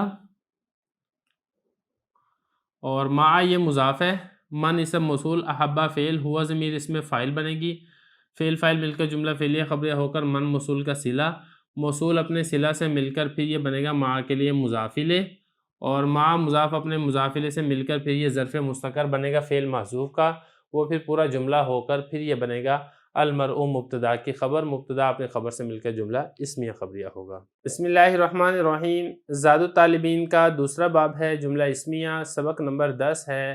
شراب تمام گناہوں کا مجموعہ ہے، تمام گناہوں کی جڑ ہے۔ نبی کریم صلی اللہ علیہ وسلم نے ارشاد فرمایا الخمر جماع الاثم، شراب ہر قسم کے گناہوں کا مجموعہ ہے۔ یہ حدیث شراب کی خرابیوں کو واضح کر رہی ہے، ظاہر کر رہی ہے۔ عبارت ہم نے پڑھ لی ہے، ترجمہ ہم نے کر لیا ہے، اب چلتے ہیں اس کی لغوی صرفی تحقیق کی طرف۔ پہلا اس میں لفظ ہے الخمر۔ خمر کہتے ہیں انگور سے بنی ہوئی شراب کو، کچے انگوروں سے شراب بنائی جاتی ہے، اس کو خمر کہا جاتا ہے۔ دوسرا اس کا منع کیا گیا ہے ہر نشہ آور چیز جو انسان کی عقل کو ڈھانپ لیتی ہے، انسان کی عقل پر غالب آ جاتی ہے، کیونکہ اگر آپ اس کے باب کی طرف جائیں تو اس کا باب ناصرہ ہے، خامرہ یخمرو خمرن، اس کا مطلب ہوتا ہے ڈھانپنا، چھپانا۔ اسی سے خمار بھی ہے، دوپٹے کو خمار اس لیے کہا جاتا ہے کہ یہ عورت کے سر کو چھپا لیتا ہے۔ اللہ تعالیٰ بھی قرآن مجید میں ارشاد فرماتے ہیں یسألونک عن الخمر والمیسر، یہ لوگ خمر یعنی شراب اور جوئے کے متعلق سوال کرتے ہیں، تو یہ خمر ہو گیا۔ اس کے بعد آگے ہے جمع، جمع یجمع جمعا، اس کا مطلب ہوتا ہے اکٹھا کرنا، قرآن مجید میں بھی آتا ہے وَجَمَعَ فَأَوْعَى، یہ اسی باب فاتحہ سے مبالغے کا صیغہ ہے، جمع بہت زیادہ اکٹھا کرنے والا۔ یہ تو ہو گیا جمع۔ آگے ہے الاثم، آثم یاثم اثما و آثمن و آثامن مطلب گناہ کرنا، نافرمانی کرنا۔ تو خلاصہ اس پوری حدیث کا یہ نکلے گا کہ شراب اکٹھا کرنے والی ہے تمام تر گناہوں کو۔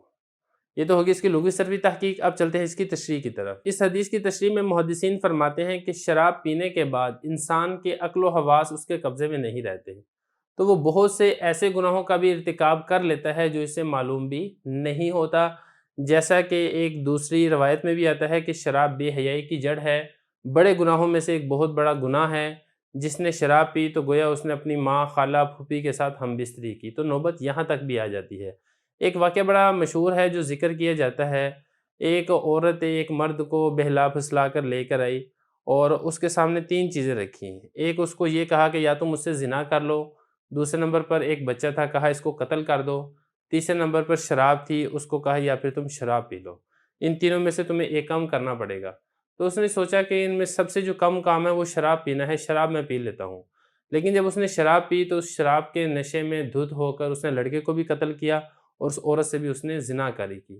تو شراب یہ ایسی چیز ہے، عقل و حواس کے اوپر پردہ ڈال دیتی ہے۔ پھر انسان جب اپنے عقل و حواس کے اندر نہیں رہتا تو پھر وہ بیہودہ گوئی بھی کرتا ہے، بیہودہ وہ تمام تر افعال کرتا ہے جس کی وجہ سے اللہ تعالیٰ کی ناراضگی کا مستحق ٹھہرتا ہے۔ تو یہی اس حدیث کے اندر کہا گیا ہے کہ شراب ایسی چیز ہے جس سے انسان کے گناہ اس کے ساتھ جمع ہو جاتے ہیں، وہ زیادہ گناہ کرتا ہے۔ پھر شراب کے جس طریقے سے اخروی نقصان ہے کہ انسان زیادہ گناہ کرتا ہے، اس کے طبی نقصانات بھی بہت زیادہ ہیں۔ چنانچہ ڈاکٹر حضرات اس کے متعلق کہتے ہیں جسم کی طاقت کو ختم کرتی ہے، ہاضمے کو خراب کرتی ہے، قبض پیدا کرتی ہے، بھوک کو ڈسٹرب کرتی ہے، مردانی طاقت کو ختم کرتی ہے، آواز بھاری ہو جاتی ہے، کھانسی کی شکایت لاحق ہو جاتی ہے۔ تو خلاصہ یہ ان تمام خرابیوں کی وجہ سے اس کو ام الخبائث کہا جاتا ہے، ہر برائی کی جڑ، جس کی وجہ سے بہت سے گناہ وجود میں آتے ہیں۔ تو یہ تو ہوگی اس کی تشریح۔ اب چلتے ہیں اس کی ترکیب کی طرف۔ ترکیب اس کی آسان ہے۔ الخمر یہ بنے گا مبتدا، اور جمعہ مضاف، الاسم مضاف الیہ، مضاف الیہ سے مل کر اس مبتدا کی خبر، مبتدا اپنی خبر سے مل کر جملہ اسمیہ خبریہ۔ بسم اللہ الرحمن الرحیم۔ زاد الطالبین کا دوسرا باب ہے، جملہ اسمیہ، 11واں سبق ہے، جلد بازی شیطان کی طرف سے ہوتی ہے۔ یہ ایک حدیث مبارک ہے، نبی کریم صلی اللہ علیہ وسلم کا فرمان ہے۔ حدیث کو دیکھ لیتے ہیں، پھر انشاءاللہ اس کی ترجمہ تشریح اور ترکیب کریں گے۔ قال رسول اللہ صلی اللہ علیہ وسلم الانات من اللہ والعجلۃ من الشیطان۔ نبی کریم صلی اللہ علیہ وسلم نے ارشاد فرمایا بردباری اللہ کی طرف سے ہے اور جلد بازی یہ شیطان کی طرف سے ہے۔ اب چل لیتے ہیں اس کی لغوی صرفی تحقیق کی طرف۔ دیکھیں پہلا لفظ ہے الانات۔ الانات اس کا مطلب ہوتا ہے بردباری، وقار۔ باب اس کا ہے سامیہ سے بھی آتا ہے اور ضربہ سے بھی آتا ہے، اس کا مطلب ہوتا ہے دیر کرنا۔ اور اس کے بعد آگے دیکھیں، یہ لفظ اللہ تعالیٰ کا ذاتی نام ہے، من حرف جر ہے۔ آگے ہے العجلہ۔ عجلہ اس کا مطلب ہوتا ہے جلدی کرنا، باب اس کا آتا ہے سامیہ یسمعو۔ اور اس کے بعد آگے ہے شیطان۔ اب اس حدیث کی ترجمہ میں نے کر دیا ہے، اب چلتے ہیں اس کی تشریح کی طرف۔ دیکھیں حدیث مبارک کا مطلب یہ ہے کہ جب کسی دنیاوی کام کو اس کے تمام پہلوؤں پر نظر کیے بغیر شروع کیا جائے گا تو وہ کام انجام کو نہ پہنچے تو دل میں یہ وسوسہ پیدا ہوتا ہے کہ یہ کام شیطان کی طرف سے ہوگا، اس وجہ سے انجام کو نہیں پہنچا۔ تو اس حدیث میں یہ حکم دیا گیا ہے کہ پہلے کام کے تمام پہلوؤں کو دیکھ لیا جائے، پھر اس کے بعد شروع کیا جائے۔ البتہ نیک کام کے اندر جلدی کرنا یہ پسندیدہ ہے، جیسے کہ قرآن مجید میں اللہ تعالیٰ نے نیک لوگوں کی تعریف کرتے ہوئے فرمایا ہے یسارعون فی الخیرات، کہ اللہ کے نیک بندے وہ ہیں جو نیکی کے کاموں میں تیزی سے آگے بڑھتے ہیں۔ تو ملا علی قاری رحمہ اللہ تعالیٰ اس حدیث کی تشریح کے اندر لکھتے ہیں عبادات اور طاعات کے شروع کرنے میں جلدی کرنا یہ اچھا ہے، مگر درمیانے عبادت جلد بازی کرنا یہ شیطان کا کام ہے، اور اسی سے حدیث مبارک میں منع کیا گیا ہے۔ مثال کے طور پہ اگر کوئی نماز پڑھنا چاہتا ہے تو نماز پڑھنے میں اس کو جلد بازی تو کرنی چاہیے، لیکن جب ایک مرتبہ اس نے نماز شروع کر دی تو نماز کے دوران جلد بازی نہ کرے، وگرنہ اس کی نماز متاثر ہوگی، نماز کے اندر خلل پیدا ہوگا۔ تو اسی لیے اس حدیث کا خلاصہ اور مفہوم یہ ہے کہ آپ بردباری اور وقار کے ساتھ کام کریں اور جلد بازی اور تیزی کے ساتھ کرنے سے اجتناب کریں۔ اس حدیث کا ترجمہ بھی ہو گیا، تشریح بھی ہو گیا۔ اب چلتے ہیں اس کی ترکیب کی طرف۔ دیکھیں جملہ اسمی ہے الانات، یہ بنے گا مبتدا، اور اس کے بعد من حرف جر ہے، لفظ اللہ مجرور ہے۔ جار مجرور مل کر چونکہ یہاں پہ پیچھے کوئی مذکور نہیں ہے اس کا ظرف مستقر، تو پھر ہم یہاں پہ ظرف مستقر اس کا محذوف نکالیں گے ثابتن۔ تو یہ ثابتن شبہ فعل کے متعلق ہو جائے گا۔ ثابتن شبہ فعل اپنے فاعل اور متعلق سے مل کر جملہ ہو کر پھر یہ الانعت مبتدا کی خبر بنے گا، مبتدا اپنی خبر سے مل کر جملہ اسمیہ خبریہ ہو کر معطوف علیہ۔ اس کے بعد آگے یہ جملہ بھی بالکل ایسے ہی ہے، العجلہ تو یہ بنے گا مبتدا، اور من حرف جر شیطان میں جو جار مجرور مل کر ثابتن کے متعلق ہو جائے گا، اور ثابتن شبہ فعل اپنے فاعل اور متعلق سے مل کر پھر یہ بنے گا العجلہ تو مبتدا کی خبر، مبتدا اپنی خبر سے مل کر جملہ اسمیہ خبریہ ہو کر یہ بنے گا معطوف، معطوف علیہ اپنے معطوف سے مل کر جملہ عاطفہ ہوگا۔ بسم اللہ الرحمن الرحیم۔ زاد طالبین کا دوسرا باب ہے جملہ اسمیہ، 12واں سبق ہے مومن بھولا بھالا ہوتا ہے۔ حدیث مبارک دیکھ لیں، نبی کریم صلی اللہ علیہ وسلم نے ارشاد فرمایا المومن غر کریم، مومن بھولا بھالا سادہ ہوتا ہے۔ پہلے آپ لغوی معنی دیکھ لیں، اس کے بعد پھر انشاءاللہ اس کی تشریح کرتے ہیں اور آخر میں اس کی ترکیب کریں گے۔ دیکھیں اس میں پہلا لفظ ہے غر، اور یہ مومن یہ آپ کو معلوم ہے اسم فاعل کا صیغہ ہے باب افعال سے، ایمان لانے والا۔ اگلا لفظ ہے غرن، غرن کا مطلب ہوتا ہے نا تجربہ کار، بھولا بھالا، اس کی جمع آتی ہے اغرار، جیسے کہ قرآن مجید میں بھی ذکر آتا ہے وغرکم باللہ الغرور۔ اور اس کے بعد آگے ہے کریم، کریم یہ صفت مشبہ کا صیغہ ہے، کروما یکرومو سے بھی یہ آتا ہے، اس کا مطلب ہوتا ہے سخی ہونا، نرم مزاج ہونا، کشادہ دل ہونا وغیرہ وغیرہ، اس کے مختلف معنی ہوتے ہیں۔ تو مطلب اس حدیث کا کیا ہے؟ دیکھیں اس حدیث کا مطلب یہ ہے کہ مومن یہ دھوکہ کھانے والا ہوتا ہے، کہ نیک آدمی نرم مزاج ہوتا ہے اور وہ ہر ایک پر اعتماد کر لیتا ہے، اسی اعتماد کرنے کی وجہ سے وہ دھوکہ کھانے والے سے دھوکہ بھی بعض اوقات کھا جاتا ہے۔ یا پھر ایک وجہ یہ بھی ہوتی ہے اس کے دھوکہ کھانے کی وجہ سے کہ اس کا دوسروں کے متعلق اچھا گمان ہوتا ہے، حسن ظن ہونے کی وجہ سے کوئی اس کو کوئی بات کہہ دیتا ہے تو اچھا گمان رکھنے کی وجہ سے اس بات کو سچا سمجھ لیتا ہے، جس کی وجہ سے اس کو دھوکہ کھا لیتا ہے۔ اور ایک وجہ یہ بھی ہوتی ہے کہ اس کے سامنے ہوتی ہے ہمیشہ آخرت، اس لیے اگر کوئی شخص اسے کوئی بات کہہ بھی دیتا ہے تو وہ اس کو مان لیتا ہے، اور آخرت کے انعام جو معاف کرنے کے اوپر وارد ہوئے ہیں اس کو سامنے رکھتے ہوئے لوگوں کو معاف بھی کر دیتا ہے، کسی سے انتقام نہیں لیتا ہے۔ بہرحال یہ مومن کے کچھ فضائل ہیں، اور اسی طریقے سے اگر اس کا سخی والا معنی کیا جائے تو سخاوت بھی مومن کا ایک وصف ہے کہ مومن اپنے مال کو خرچ کرنے والا ہوتا ہے۔ اب چلتے ہیں اس کی ترکیب کی طرف۔ المومن یہ بنے گا مبتدا، اور غیرن یہ بنے گی اس کی خبر اول، اور اسی طرح کریمن یہ بنے گی خبر ثانی۔ تو مبتدا اپنی دونوں خبروں سے مل کر جملہ اسمیہ خبریہ ہوگا۔ بسم اللہ الرحمن الرحیم۔ زاد طالبین کا دوسرا باب ہے جملہ اسمیہ، 13واں سبق ہے کہ فاجر کمینہ ہوتا ہے۔ نبی کریم صلی اللہ علیہ وسلم نے ارشاد فرمایا والفاجر خب لئیم، کہ فاجر کمینہ اور مکار ہوتا ہے۔ اب اس میں آپ پہلے لغوی تحقیق دیکھ لیں، پھر انشاءاللہ اس کی تشریح کریں گے اور آخر میں اس کی ترکیب کریں گے۔ دیکھیں پہلے یہاں پہ لفظ ہے فاجر، فاجر کا مطلب ہوتا ہے حد سے تجاوز کرنے والا اور خوب گناہ کرنے والا، اس کی جمع آتی ہے فجار، فاجر یفجر باب ناصرہ سے، اس کا مطلب ہوتا ہے آگے بڑھنا، تجاوز کرنا، جیسے اللہ تعالیٰ بھی قرآن مجید میں ارشاد فرماتا ہے وَلَا يَلِدُ إِلَّا فَاجِرًا كَفَّارًا۔ اس کے بعد آگے دیکھیں اگلا لفظ ہے خب، خب فتح کے ساتھ، اس کو آپ نے خیب نہیں پڑھنا، اس کو آپ نے خوب نہیں پڑھنا، اس کا مطلب ہوتا ہے مکار، دغا باز، دھوکہ دینے والا، اس کی جمع آتی ہے خبوب، اور اس کا باب ہے سمیع یسمع، مکار ہونا، دھوکے باز ہونا، یہ اس کا معنی ہے۔ اس کے بعد آگے ہے لئیم، لئیم اس کا مطلب ہوتا ہے کمینہ، ذلیل، اس کی جمع آتی ہے لئام، لؤوم، یہ اس کی جمع آتی ہے، اور باب اس کا ہے کروما یکرومو، لؤم یلؤم، جیسا کہ قرآن مجید میں بھی آتا ہے اسی سے متعلق وَلَا يَخَافُونَ لَوْمَةَ لَائِمٍ، وہاں پر اسم فاعل ہے اور یہاں پر یہ صفت مشبہ کے ساتھ استعمال ہوا ہے۔ اب اس حدیث کی تشریح کی طرف چلتے ہیں۔ دیکھیں تشریح اس کا یہ ہے کہ فاجر اور فاسق آدمی وہ دھوکے باز اور مکار ہوتا ہے، وہ کسی سے دھوکہ نہیں کھاتا، وہ دھوکہ صرف اسی وقت کھائے گا جب اس سے بھی کوئی بڑا دھوکہ دینے والا اس کو دھوکہ دے گا۔ جب اگر کسی نے اس کو دھوکہ دے بھی دیا ہے تو اس کی شب روز یہی فکر ہوتی ہے کہ وہ کسی طریقے سے اس سے انتقام لے لے، کسی طریقے سے وہ اس سے بدلہ لے لے، اور پھر بدلہ لینے کے اندر بھی وہ اس چیز کی پرواہ نہیں کرتا کہ جتنا اس کا نقصان ہوئے اتنا ہی نقصان پورا کرے، وہ اس سے بڑھ چڑھ کے اس سے بدلہ لیتا ہے۔ یا پھر اس حدیث کا مطلب یہ ہے کہ مومن کے بارے میں جیسے کہ پہلے گزرا تھا کہ اس کے پیش نظر ہمیشہ آخرت ہوتی ہے، اس لیے وہ دنیا کے اندر انتقام کی فکر نہیں کرتا، وہ لوگوں کو معاف کر دیتا ہے۔ لیکن جو ایک کمینہ آدمی ہے، جو ایک فاسق اور فاجر آدمی ہے، اس کے سامنے آخرت نہیں ہوتی، اس لیے اس کے اندر انتقام کا جذبہ ہوتا ہے، وہ سب کچھ دنیا کی زندگی کو ہی سمجھتا ہے، دنیا ہی اس کا مقصود ہوتی ہے، اس لیے اس مقصد کو حاصل کرنے کے لیے نہ وہ حلال کی پرواہ کرتا ہے نہ ہی وہ حرام کی پرواہ کرتا ہے۔ پھر اسی طرح ایک اور چیز بھی آپ دیکھیں، کمینہ ہونا، بعض اوقات ایسا ہوتا ہے کہ آدمی کوئی چیز سمجھ رہا ہوتا ہے، دیکھ رہا ہوتا ہے، لیکن چشم پوشی کرتے ہوئے وہ اسے درگزر کر دیتا ہے، جان بوجھ کر اس کے پیچھے نہیں پڑتا۔ اس کی شرافت، اس کا وقار، اس کی بردباری، اس کا یہ تقاضا ہوتا ہے کہ وہ بالکل چھوٹی چھوٹی باتوں کے پیچھے نہ پڑے اور لوگوں سے درگزر کر دے۔ لیکن جو کمینہ آدمی ہوتا ہے وہ اپنے 1 روپے کا بھی کسی کو نہیں معاف کرتا۔ 1 روپے کے پیچھے، 5 روپے کے پیچھے، چھوٹی چھوٹی باتوں کے پیچھے وہ انتہائی حد تک وہ چلا جاتا ہے۔ اور بعض اوقات اس کا تعلق خاندان کے ساتھ بھی ہوتا ہے۔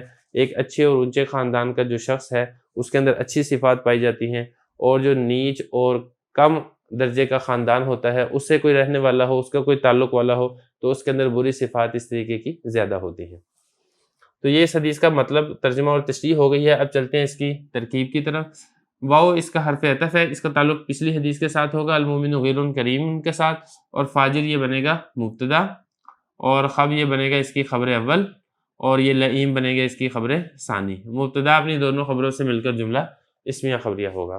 بسم اللہ الرحمن الرحیم۔ زاد طالبین کا دوسرا باب ہے، جملہ اسمیہ، سبق نمبر 14 ہے کہ ظلم اندھیرا ہے۔ یہ نبی کریم صلی اللہ علیہ وسلم کی حدیث مبارک ہیں۔ سب سے پہلے آپ عبارت دیکھ لیں، پھر ترجمہ کریں گے، تشریح کریں گے، اور آخر میں اس کی ترکیب کریں گے۔ نبی کریم صلی اللہ علیہ وسلم نے ارشاد فرمایا، الظلم ظلمات یوم القیامہ۔ یہ میں نے عبارت آپ کے سامنے پڑھ دی ہے، اب اس کا ترجمہ کرتے ہیں۔ ظلم قیامت کے دن اندھیروں کی صورت کے اندر ہوگا، اندھیروں کی شکل کے اندر ہوگا۔ اب چلتے ہیں اس کی لغوی تحقیق کی طرف۔ دیکھیں اس میں پہلا لفظ ہے الظلم۔ ظلم اس کا مطلب ہوتا ہے کسی چیز کو اس کی اصل جگہ اور اصل مقام سے ہٹ کر رکھنا۔ اس کی جو جمع ہے وہ ظلمات آتی ہے، جیسے کہ آپ کو اگلا لفظ لکھا ہوا نظر بھی آ رہا ہے، وہ اسی کی ہی جمع ہے۔ باب اس کا آتا ہے ضرب یضرب بھی باب آتا ہے اس کا، اور اسی طریقے سے باب اس کا سمع یسمع بھی آتا ہے، اور ایک اس کا مطلب یہ بھی ہوتا ہے رات کا طریق ہونا، جیسا کہ قرآن مجید میں بھی اللہ تعالیٰ ارشاد فرماتے ہیں فنادا فی الظلمات، کہ یعنی حضرت یونس علیہ السلام نے رات کے اندھیروں کے اندر یا اندھیروں کے اندر اللہ تعالیٰ کو پکارا۔ اس کے بعد اگلا لفظ ہے یوم۔ یوم اس کا مطلب ہوتا ہے دن، اس کی جمع آتی ہے ایام، اور جیسا کہ قرآن مجید میں بھی آتا ہے مالکی یوم الدین۔ اس کے بعد آخری لفظ ہے القیامہ۔ قیامہ اس کا مطلب ہوتا ہے مرنے کے بعد اٹھنا، قام یقومو سے ہے، باب ناصرہ ہے اس کا مطلب ہوتا ہے کھڑا ہونا، اسی سے ہے قیامہ، یعنی قیامت جو کہ قائم ہوگی یعنی کھڑے ہوگی، جیسا کہ قرآن مجید میں ایک اور جگہ پر بھی آتا ہے لا اقسم بیوم القیامہ۔ یہ تو ہوگی اس کی لغوی صرفی تحقیق۔ اب چلتے ہیں اس کی تشریح کی طرف۔ دیکھیں ظالم قیامت کے دن تاریکی میں ہوگا، مطلب اس حدیث کا کیا ہے؟ مطلب اس حدیث کا یہ ہے کہ قیامت کے دن ظالم کو میدان محشر میں تاریکیاں اس طریقے سے گھیرے ہوئے ہوں گی کہ وہ نور جو مومنوں کو ملے گا یہ اس سے بالکل محروم ہوں گے، کیونکہ مومنوں کے نور کے بارے میں قرآن مجید میں ہی اللہ تعالیٰ ارشاد فرماتے ہیں نورہم یسعی بین ایدیہم و بایمانہم، کہ ایمان والوں کا نور قیامت کے دن ان کے سامنے اور ان کے دائیں طرف وہ دوڑ رہا ہوگا، پھیل رہا ہوگا۔ یہ جو نور ایمان والوں کو ملے گا، ظالم لوگ جو دنیا کے اندر جنہوں نے دوسروں پر ظلم کیا، زیادتی کی، اس نور سے وہ محروم ہوں گے، اور انجام کار ان کو ان کے ظلم کا بدلہ قیامت کے دن مل کر رہے گا۔ اللہ تعالیٰ کی جانب سے ان کو شدید ترین عذاب کا سامنا کرنا پڑے گا۔ یا دوسرا ایک اور مطلب اس حدیث کا یہ بیان کیا گیا ہے کہ ظلمات سے مراد ہے قیامت کے دن کی تکالیف اور پریشانیاں اور مشکلات، کہ ظالم لوگ قیامت کے دن تکالیف میں ہوں گے، پریشانیوں میں ہوں گے، مصائب کے اندر ہوں گے، بالکل ایسے ہی جس طرح انہوں نے دنیا کے اندر ظلم کر کے لوگوں کو تکلیفیں پہنچائی تھی، لوگوں کے ساتھ زیادتیاں کی تھیں، لوگوں کو پریشان کر کے رکھا تھا۔ یہ تو ہو گیا اس کی تشریح۔ اب چلتے ہیں اس کی ترکیب کی طرف۔ دیکھیں الظلم یہ بنے گا مبتدا، اور الظلمات یہ بنے گا موصوف، اور یوم القیامہ یہ بنے گا صفت۔ موصوف اپنی صفت سے مل کر پھر یہ بنے گا خبر بنے گا یہ اس مبتدا کی، مبتدا اپنی خبر سے مل کر جملہ اسمیہ خبریہ۔ لیکن آپ یہاں پر یہ بھی نوٹ کر لیں کہ یوم یہ مضاف ہے، قیامہ یہ مضاف الیہ ہے، مضاف الیہ سے مل کر یہ ظرف ہے، اور ظرف آپ کو معلوم ہے کہ اس کے لیے کسی نہ کسی فعل کی یا شبہ فعل کی ضرورت ہوتی ہے۔ اب یہاں پہ چونکہ پیچھے فعل یا شبہ فعل مذکور نہیں ہے، تو اس لیے ہم یہاں پہ شبہ فعل محذوف نکالیں گے، اور شبہ فعل کا یہ بنے گا مفعول فی۔ تو شبہ فعل اپنے فاعل اور مفعول فی سے مل کر پھر یہ اس موصوف کی صفت بنے گا، موصوف اپنی صفت سے مل کر پھر پیچھے مبتدا کی خبر بنے گا، اور مبتدا اپنی خبر سے مل کر جملہ اسمیہ خبریہ ہوگا۔ بسم اللہ الرحمن الرحیم۔ زاد الطالبین کا دوسرا باب ہے، جملہ اسمیہ، سبق نمبر 15 ہے سلام میں پہل کرنا۔ دیکھیں سلام میں پہل کرنے کی بہت سے فضائل قرآن و حدیث میں ارشاد فرمائے گئے ہیں۔ آپ کے سامنے میں ایک حدیث پڑھنا چاہوں گا۔ نبی کریم صلی اللہ علیہ وسلم نے ارشاد فرمایا البادی بالسلام بری من الکبر، کہ سلام میں پہل کرنے والا کبر سے، تکبر سے پاک ہے، بری ہے۔ یہ اس حدیث کا ترجمہ ہے۔ اب چلتے ہیں اس کی لغوی صرفی تحقیق کی طرف۔ دیکھیں پہلے اس میں لفظ ہے البادی، یہ اسم فاعل کا صیغہ ہے، اس کا مطلب ہوتا ہے پہل کرنا۔ بدأ یبدأ، شروع کرنا، باب اس کا ہے فاتحہ، جیسا کہ قرآن مجید میں اللہ تعالیٰ بھی ارشاد فرماتے ہیں لو انہم بادون فی الاعراب۔ اور دوسرا اس کے بعد آگے چلیں، آگے سلام، یہ سلامتی ہے۔ اگلا ہے بریون۔ بریون دیکھیں اس کا باب کاروما بھی آتا ہے، بارؤ یبرؤ بھی آتا ہے، اور اس کا باب سامیہ بھی آتا ہے، اس کا باب فاتحہ بھی آتا ہے۔ مطلب ہوتا ہے بری کرنا، نجات پانا، نجات حاصل کرنا۔ یہ اس طریقے کے اس کے مختلف معنی آتے ہیں۔ قرآن مجید میں بھی اللہ تعالیٰ ارشاد فرماتے ہیں ان اللہ بریء من المشرکین ورسولہ۔ اس کے بعد آگے دیکھیں، آگے ہے کبر۔ کبر اس کا مطلب ہوتا ہے غرور، یہ بڑا گناہ ہے، اور اس کا باب آتا ہے کاروما بھی آتا ہے، کابورا یکبرو، اس کا مطلب ہوتا ہے مرتبے میں بڑا ہونا، اور اس کا باب ناصرہ بھی آتا ہے، کابارا یکبرو بھی آتا ہے، کابیرہ یکبرو بھی آتا ہے، اس کا باب سامیہ بھی آتا ہے، عمر کے اندر بڑا ہونا وغیرہ وغیرہ، مختلف اس کے معنی آتے ہیں۔ تو یہ تو ہوگی لغوی صرفی تحقیق۔ اب چلتے ہیں اس کی تشریح کی طرف۔ دیکھیں مطلب اس کا یہ ہے اس حدیث کا کہ جب دو انسان ایک ہی حالت میں ہوں، یعنی دونوں پیدل ہوں یا دونوں سواری پر ہوں، تو اس صورت میں ان دونوں میں سے جو پہل کرے گا سلام کے اندر، وہ تکبر اور کبریائی سے، غرور سے وہ بری ہوگا۔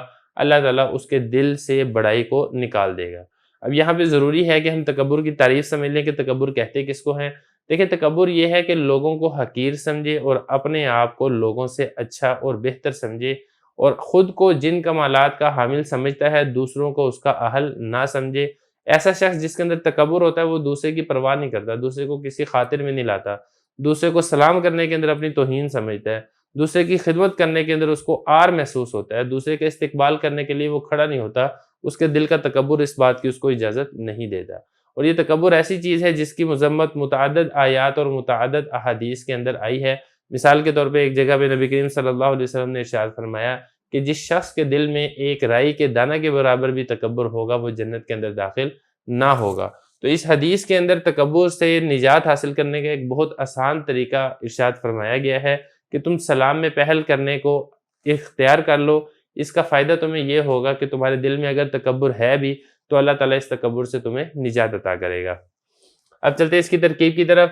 البادی، یہ دیکھیں اسم فاعل ہے، اور اسم فاعل آپ کو معلوم ہے کہ وہ شبہ فعل ہوتا ہے، تو یہ شبہ فعل ہے، اور بالسلام جار مجرور مل کر یہ اسی شبہ فعل کے متعلق ہوگا۔ اسم فاعل کے شبہ فعل اپنے فاعل اور متعلق سے مل کر پھر یہ بن جائے گا مبتدا۔ جملہ ہونے کے بعد اس کو ہم مبتدا بنائیں گے، اگرچہ مبتدا بنتا نہیں ہے لیکن تعویل کے ذریعے سے اس کو مبتدا بنایا جائے گا۔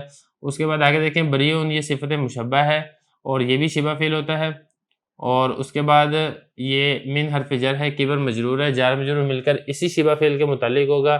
شبہ فعل اپنے فاعل اور متعلق سے مل کر جملہ ہو کر پھر پیچھے اس مبتدا کی خبر ہوگا، مبتدا اپنی خبر سے مل کر جملہ اسمیہ خبریہ ہوگا۔ بسم اللہ الرحمن الرحیم۔ زاد طالبین کا دوسرا باب ہے جملہ اسمیہ۔ دنیا مومن کے لیے جیل اور کافر کے لیے جنت ہے۔ حدیث مبارک دیکھ لیں، آپ صلی اللہ علیہ وسلم نے ارشاد فرمایا الدنیا سجن المؤمن و جنت الکافر۔ ترجمہ میں آپ کو بتا چکا ہوں، دوبارہ کر لیتے ہیں۔ دنیا مومن کے لیے قید خانہ اور کافر کے لیے جنت ہے۔ اب یہاں پہ ہم لغوی صرفی تحقیق دیکھ لیتے ہیں۔ سب سے پہلے دیکھیں سجن کو۔ سجن اس کا مطلب ہوتا ہے قید خانہ، اس کی جمع آتی ہے سجون، اور باب اس کا ہے ناصرہ ینصر، اس کا مطلب ہوتا ہے قید کرنا۔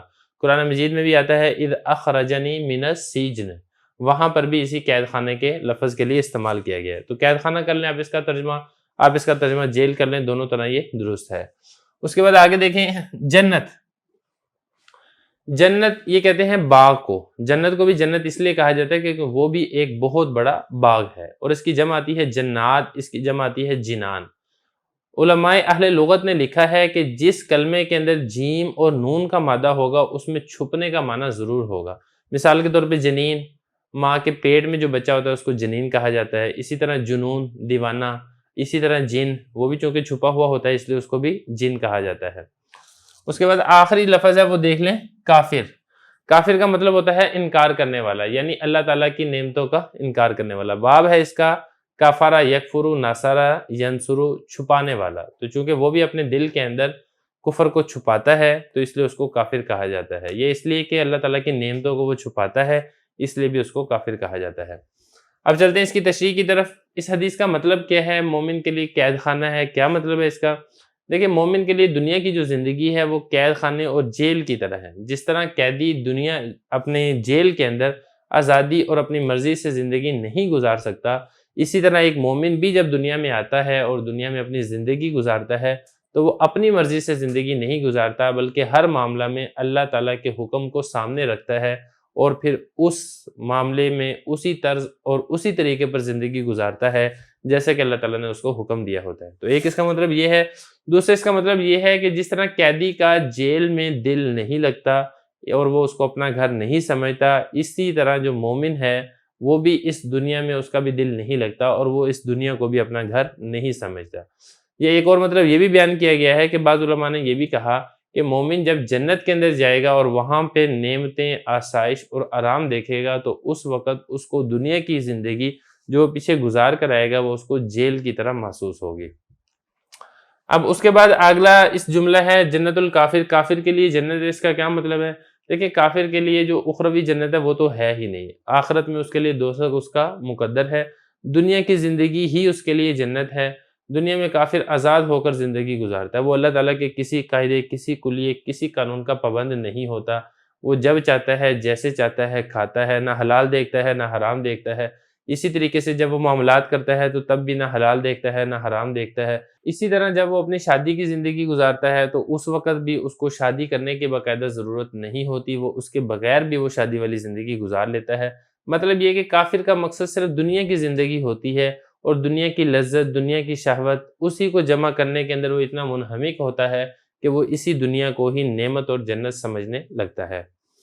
اب چلتے ہیں اس کی ترکیب کی طرف۔ ترکیب اس کی آسان ہے۔ الدنیا یہ بنے گا مبتدا اور سجن یہ بنے گا مضاف اور المومن یہ مضاف الیہ۔ مضاف مضاف الیہ سے مل کر یہ بنے گا معطوف علیہ۔ واو حرف عطف ہے اور جنت مضاف، کافر مضاف الیہ، مضاف مضاف الیہ سے مل کر یہ بنے گا معطوف، معطوف علیہ معطوف سے مل کر پھر بنے گا اس مبتدا کی خبر، مبتدا اپنی خبر سے مل کر جملہ اسمیہ خبریہ ہوگا۔ بسم اللہ الرحمن الرحیم۔ زاد الطالبین کا دوسرا باب ہے جملہ اسمیہ، سبق نمبر 17 ہے کہ مسواک کرنا رب کی رضامندی کا سبب ہے۔ حدیث مبارک دیکھ لیں، اس کے بعد ترجمہ کریں گے اور آخر میں اس کی تشریح اور ترکیب کریں گے۔ السواک مطہرۃ للفم ومرضاۃ للرب، یہ آپ کے سامنے میں نے عبارت پڑھ دی ہے، اس کا ترجمہ دیکھ لیں۔ مسواک کرنا مطہرۃ للفم، منہ کی صفائی کا ذریعہ ہے، ومرضاۃ للرب، اور رب کی رضامندی کا سبب ہے۔ اب چلتے ہیں اس کی لغوی صرفی تحقیق کی طرف۔ دیکھیں، سب سے پہلا لفظ ہے السواک، دانت صاف کرنے والی لکڑی کو سواک کہا جاتا ہے، اس کی جمع آتی ہے مساویک، اور باب ہے اس کا ناصر ینصر، سا کا یسوق، اس کا مطلب ہوتا ہے ملنا اور رگڑنا، چونکہ مسواک کو بھی دانتوں پر ملا جاتا ہے، رگڑا جاتا ہے، اس لیے مسواک کو بھی مسواک کہا جاتا ہے۔ اس کے بعد اگلا لفظ ہے مطہرہ۔ مطہرہ اس کا مطلب ہوتا ہے صفائی کا آلہ یا صفائی حاصل کرنے کی جگہ، تو اس کو اس میں آلہ بھی آپ بنا سکتے ہیں، آپ اس کو اس میں ظرف بھی بنا سکتے ہیں۔ جمع آتی ہے اس کی مطاہر، اور باب ہے اس کی طہارہ یا طہارو طہرن و طہورن، پاک کرنا، باب ناصرہ سے بھی آتا ہے، باب فاتحہ سے بھی آتا ہے، طہورن طہارتن، پاک کرنا، پاکی حاصل کرنا۔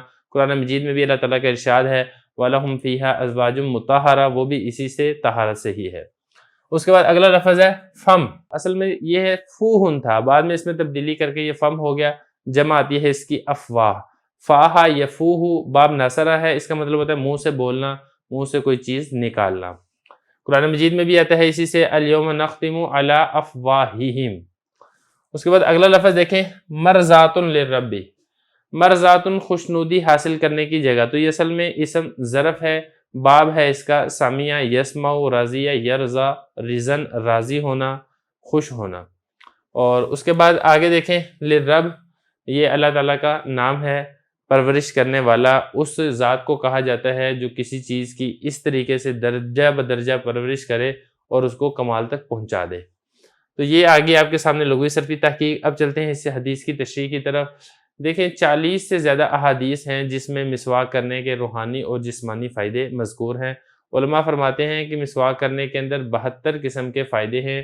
علامہ طحطاوی رحمہ اللہ تعالیٰ نے مراقی کے حاشیہ میں مسواک کے وہ فوائد جن کو حضرت علی رضی اللہ عنہ سے، حضرت عبداللہ ابن عباس رضی اللہ عنہ سے اور حضرت عطا رحمہ اللہ تعالیٰ سے نقل کیا ہے، وہ کچھ فائدے میں آپ کے سامنے یہاں پہ پیش کر دیتا ہوں۔ نمبر 1 ہے مسواک کرنے سے کشادگی اور مال کے اندر وسعت حاصل ہوتی ہے۔ اسی طرح جو مسواک ہے یہ بلغم کو دور کرتی ہے، سر کے درد کو دور کرتی ہے، بینائی کو تیز کرتی ہے، معدے کو درست رکھتی ہے، زبان میں فصاحت، حافظے کو بڑھاتی ہے، عقل کو بڑھاتی ہے، کھانے کو ہضم کرتی ہے، بڑھاپے کو مؤخر کرتی ہے، حالت نزاع کی حالت میں جو سختی ہوتی ہے اس کو یہ ختم کرتی ہے، موت کے وقت اسے کلمہ شہادت نصیب ہوتا ہے۔ ایک حدیث کے مطابق جو مسواک کے ساتھ نماز پڑھے گا اس پر بغیر مسواک کی نماز پڑھنے سے زیادہ ثواب اور زیادہ اجر ملتا ہے۔ تو یہ مسواک کے کچھ فضائل ہیں جو میں نے آپ کے سامنے پڑھ دیے ہیں۔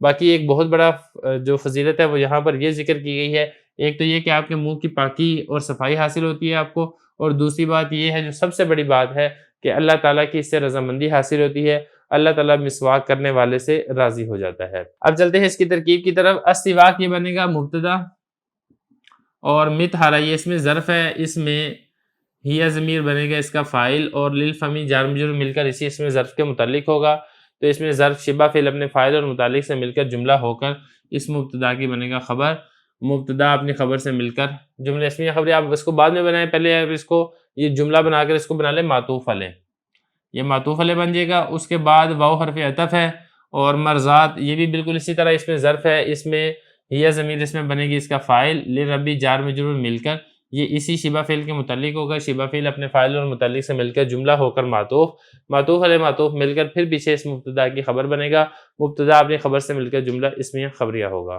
بسم اللہ الرحمن الرحیم۔ زاد الطالبین کا دوسرا باب ہے جملہ اسمیہ، سبق نمبر 18 ہے، دینے والا ہاتھ لینے والے سے بہتر ہے۔ نبی کریم صلی اللہ علیہ وسلم نے ارشاد فرمایا، الید العلیٰ خیر من الید السفلی۔ ترجمہ کر دیتا ہوں، نبی کریم صلی اللہ علیہ وسلم نے ارشاد فرمایا، اوپر والا ہاتھ بہتر ہے نیچے والے ہاتھ سے۔ یہ اصل میں کنایا ہے کہ دینے والا ہاتھ لینے والے ہاتھ سے بہتر ہے۔ سب سے پہلے چلتے ہیں اس کی لغوی صرفی تحقیق کی طرف، پھر انشاءاللہ اس کی کریں گے تشریح۔ پہلا لفظ ہے الید، اس کا معنی ہوتا ہے ہاتھ، اصل میں ید یون تھا، جمع آتی ہے اس کی ایدی اور ایادی۔ قرآن مجید میں بھی آتا ہے ید اللہ فوق ایدیہم، وہاں پہ واحد بھی آ رہا ہے ید، اور ایدی جمع بھی آ رہا ہے ایدیہم۔ اور اس کے بعد آگے دیکھیں، آگے ہے العلیٰ، ہر اونچی اور بلند جگہ کو علیٰ کہا جاتا ہے۔ یہ اصل میں الاعلیٰ اسم تفضیل جو مذکر ہے یہ اسی کا ہی مؤنث ہے العلیٰ، اور علا یعلو علوًا اس کا مطلب ہوتا ہے بلند ہونا، اونچا ہونا۔ باب آتا ہے اس کا نصرہ ینصرو، اور اسی طرح اس کا باب سمیع یسمعو بھی آتا ہے۔ قرآن مجید میں بھی اللہ تعالیٰ کا ارشاد ہے وَكَلِمَةُ اللَّهِ هِيَ الْعُلْيَا، تو یہی والا جو لفظ ہے یہ قرآن مجید کے اندر بھی ذکر کیا گیا ہے۔ اس کے بعد آگے دیکھیں، آگے ید بھی ہو گیا۔ السفلی کے بارے میں آپ دیکھ لیں ذرا، سفلی یہ مؤنث ہے اسفل کی، اور اس کا معنی ہوتا ہے پست ہونا، ذلیل ہونا، اور باب اس کا آتا ہے سمیع یسمعو بھی آتا ہے، سافلا یسفلو بھی آتا ہے، اور باب اس کا نصر ینصرو بھی آتا ہے، سافلا یسفلو۔ اسی طرح اس کا باب کروما یکرمو بھی آتا ہے، سافولا یسفلو بھی۔ قرآن مجید میں بھی آتا ہے وَجَعَلَ كَلِمَةَ الَّذِينَ كَفَرُوا السُّفْلَىٰ، کہ اللہ تعالیٰ کافروں کی بات کو ذلیل کر دے گا، پست کر دے گا۔ یہ تو ہو گیا اس کی لغوی صرفی تحقیق۔ اب چلتے ہیں اس کی تشریح کی طرف۔ دیکھیں اس حدیث کے اندر دینے والے کی فضیلت بیان کی جا رہی ہے لینے والے سے، کہ آدمی راہ خدا میں خرچ کرنے والا ہو، لوگوں کی مدد کرنے والا ہو، لوگوں کی ہیلپ کرنے والا ہو، لوگوں کو مال دینے والا ہو، اس کا ہاتھ دینے والا ہو، یہ بہتر ہے بجائے اس کے کہ وہ لوگوں سے مدد حاصل کرنے والا ہو، لوگوں سے مانگ تانگ کر اپنی ضرورت اور اپنا گزارا پورا کرنے والا ہو۔ اب یہاں پہ دیکھیں جو دینے والا ہاتھ ہے اس کو ید العلیٰ سے تعبیر کیا، اوپر والے ہاتھ سے، کیونکہ عام طور پہ ہوتا ایسے ہی ہے، جب کوئی شخص کسی کو کوئی چیز دیتا ہے تو اس کا ہاتھ اوپر ہوتا ہے، اور ہوتا عام طور پر یہ ہے کہ جب آدمی کسی سے کوئی چیز لیتا ہے تو اس کا ہاتھ نیچے ہوتا ہے، تو اسی طرح دینے والے کو اوپر والے ہاتھ سے تعبیر کیا اور لینے والے کو نیچے والے ہاتھ سے تعبیر کیا۔ ایک بات یہاں پر اور آپ سمجھ لیں، علامہ نووی رحمہ اللہ تعالیٰ فرماتے ہیں کہ اس بات پر تو اتفاق ہے کہ بغیر ضرورت کے سوال کرنا حرام ہے۔ جو شخص کما کر اپنی ضروریات پوری کر سکتا ہے تو اس کے ذمہ لازم اور ضروری ہے کہ وہ کما کر ہی اپنی ضروریات کو پورا کرے، کسی سے سوال نہ کرے۔ البتہ اگر مجبوری ہو جائے، مانگنے کی ضرورت پیش آ جائے، تو چند شرائط ہیں جن کے ذریعے سے مانگا جا سکتا ہے۔ پہلی بات تو یہ ہے کہ مانگنے میں اپنے آپ کو ذلیل نہ کرے۔ آپ نے دیکھا ہوگا کہ لوگ چوکوں چوراہوں پر بھیک مانگتے ہیں اور وہ خود کو انتہائی درجے کا ذلیل کر لیتے ہیں مانگنے کے اوپر۔ دین اسلام کے اندر، شریعت کے اندر اس چیز کی بالکل گنجائش نہیں ہے۔ دوسری بات یہ ہے کہ مبالغے کے ساتھ سوال نہ کریں۔ آپ کی ضرورت ہے، آپ نے ضرورت کسی کے سامنے پیش کر دی ہے جہاں سے آپ کو امید ہے، آپ نے اس کے سامنے ایک مرتبہ تقاضا رکھ دیا ہے، اب اس کے بعد اصرار نہ کریں، مبالغہ نہ کریں۔ اگر اللہ تعالیٰ اس کے دل میں بات ڈال دے گا تو وہ آپ کی ضرورت پوری کر دے گا، اگر اس کے دل میں بات نہیں ڈالے گی تو آپ اپنے آپ کو ذلیل اور محتاج نہ بنائیں۔ اور تیسری شرط یہ ہے کہ جس سے مانگ رہا ہے اس کو ایذا اور تکلیف نہ پہنچائے۔ یہ اصل میں وہی بات ہے کہ مبالغہ نہ کریں، اصرار نہ کریں، کیونکہ جب آپ اصرار کریں گے، مبالغہ کریں گے تو پھر دوسرے بندے کو تکلیف ہوتی ہے۔ یہاں پر آپ ایک بات اور بھی سمجھ لیں کہ علماء نے یہ بھی لکھا ہے کہ جس کے پاس ایک دن کی کھانے کے برابر رقم موجود ہو اس کے لیے سوال کرنا حرام ہے اور زکوٰۃ لینا یہ بھی جائز نہیں ہے۔ اب یہاں پہ سوال ہی پیدا ہوتا ہے کہ سوال کرنے کی یا لینے کی، مانگنے کی اجازت کس کو ہے؟ تو دیکھیں اس کا جواب یہ ہے کہ ایک شخص ہے، وہ مر رہا ہے، اس کی جان جانے کا خوف ہے اور فاقے اس کے چل رہے ہیں، اگر وہ کھانا نہیں کھاتا تو وہ جان سے جاتا ہے، تو ایسی صورت میں شریعت اس کو حکم دیتی ہے کہ تم لوگوں سے سوال کر سکتے ہو اور تمہیں کرنا چاہیے، اس لیے کہ انسانی جان کی شریعت کے ہاں بہت بڑی اہمیت ہے۔ تو خلاصہ پوری حدیث کا یہ ہے کہ ممکنہ حد تک انسان سوال کرنے سے بچے، کیونکہ سوال کرنے والا ہاتھ اچھا نہیں ہوتا، اور جہاں تک ہو سکے لوگوں کی، دوسروں کی ضروریات پوری کرے۔ اللہ تعالیٰ کو ایسا بندہ بہت زیادہ پسند ہے جو اس کے لوگوں کے، اس کے مخلوق کے کام آتا ہے۔ یہ تو ہوگی اس کی تشریح۔ اب چلتے ہیں اس کی ترکیب کی طرف۔ ترکیب اس کی آسان ہے۔ الید یہ بنے گا موصوف اور العلیاء بنے گا اس کی صفت، موصوف صفت مل کر یہ بنے گا مبتدا۔ اس کے بعد آگے دیکھیں، خیر یہ اسم تفضیل ہے، من حرف جر، الید دوبارہ ایسے ہی موصوف ہے اور یہ بنے گا اس کی صفت، موصوف اپنی صفت سے مل کر یہ بنے گا من جار کا مجرور، اور جار مجرور مل کر یہ خیر شبہ فعل کے متعلق ہوگا۔ خیر شبہ فعل اپنے فاعل اور متعلق سے مل کر پھر پیچھے یہ جو مبتدا بنا تھا الید العلیاء، اس مبتدا کی خبر بنے گا، مبتدا اپنے خبر سے مل کر جملہ اسمیہ خبریہ ہوگا۔ بسم اللہ الرحمن الرحیم۔ زاد الطالبین کا دوسرا باب ہے، جملہ اسمیہ، سبق نمبر 19 ہے، غیبت زنا سے بھی بری ہے۔ نبی کریم صلی اللہ علیہ وسلم نے ارشاد فرمایا، الغیبۃ اشد من الزنا، غیبت زنا سے بھی زیادہ سخت ہے، زنا سے بھی زیادہ بری ہے۔ سب سے پہلے لغوی صرفی تحقیق کر لیتے ہیں، پھر انشاءاللہ اس کی تشریح کریں گے۔ پہلی بات ہے الغیبہ۔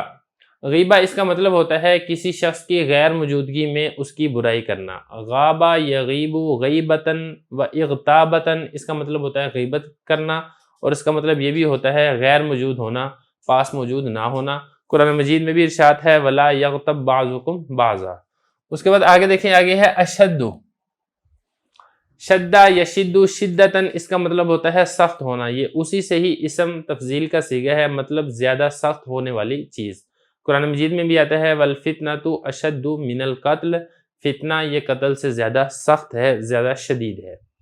اس کے بعد آگے ہے الزنا، زنا یزنی زنن و زنان، زنا کرنا، اور اللہ تعالیٰ کا بھی ارشاد ہے قرآن مجید میں وَلَا تَقْرَبُوا الزِّنَا، تم لوگ زنا کے قریب بھی مت جاؤ۔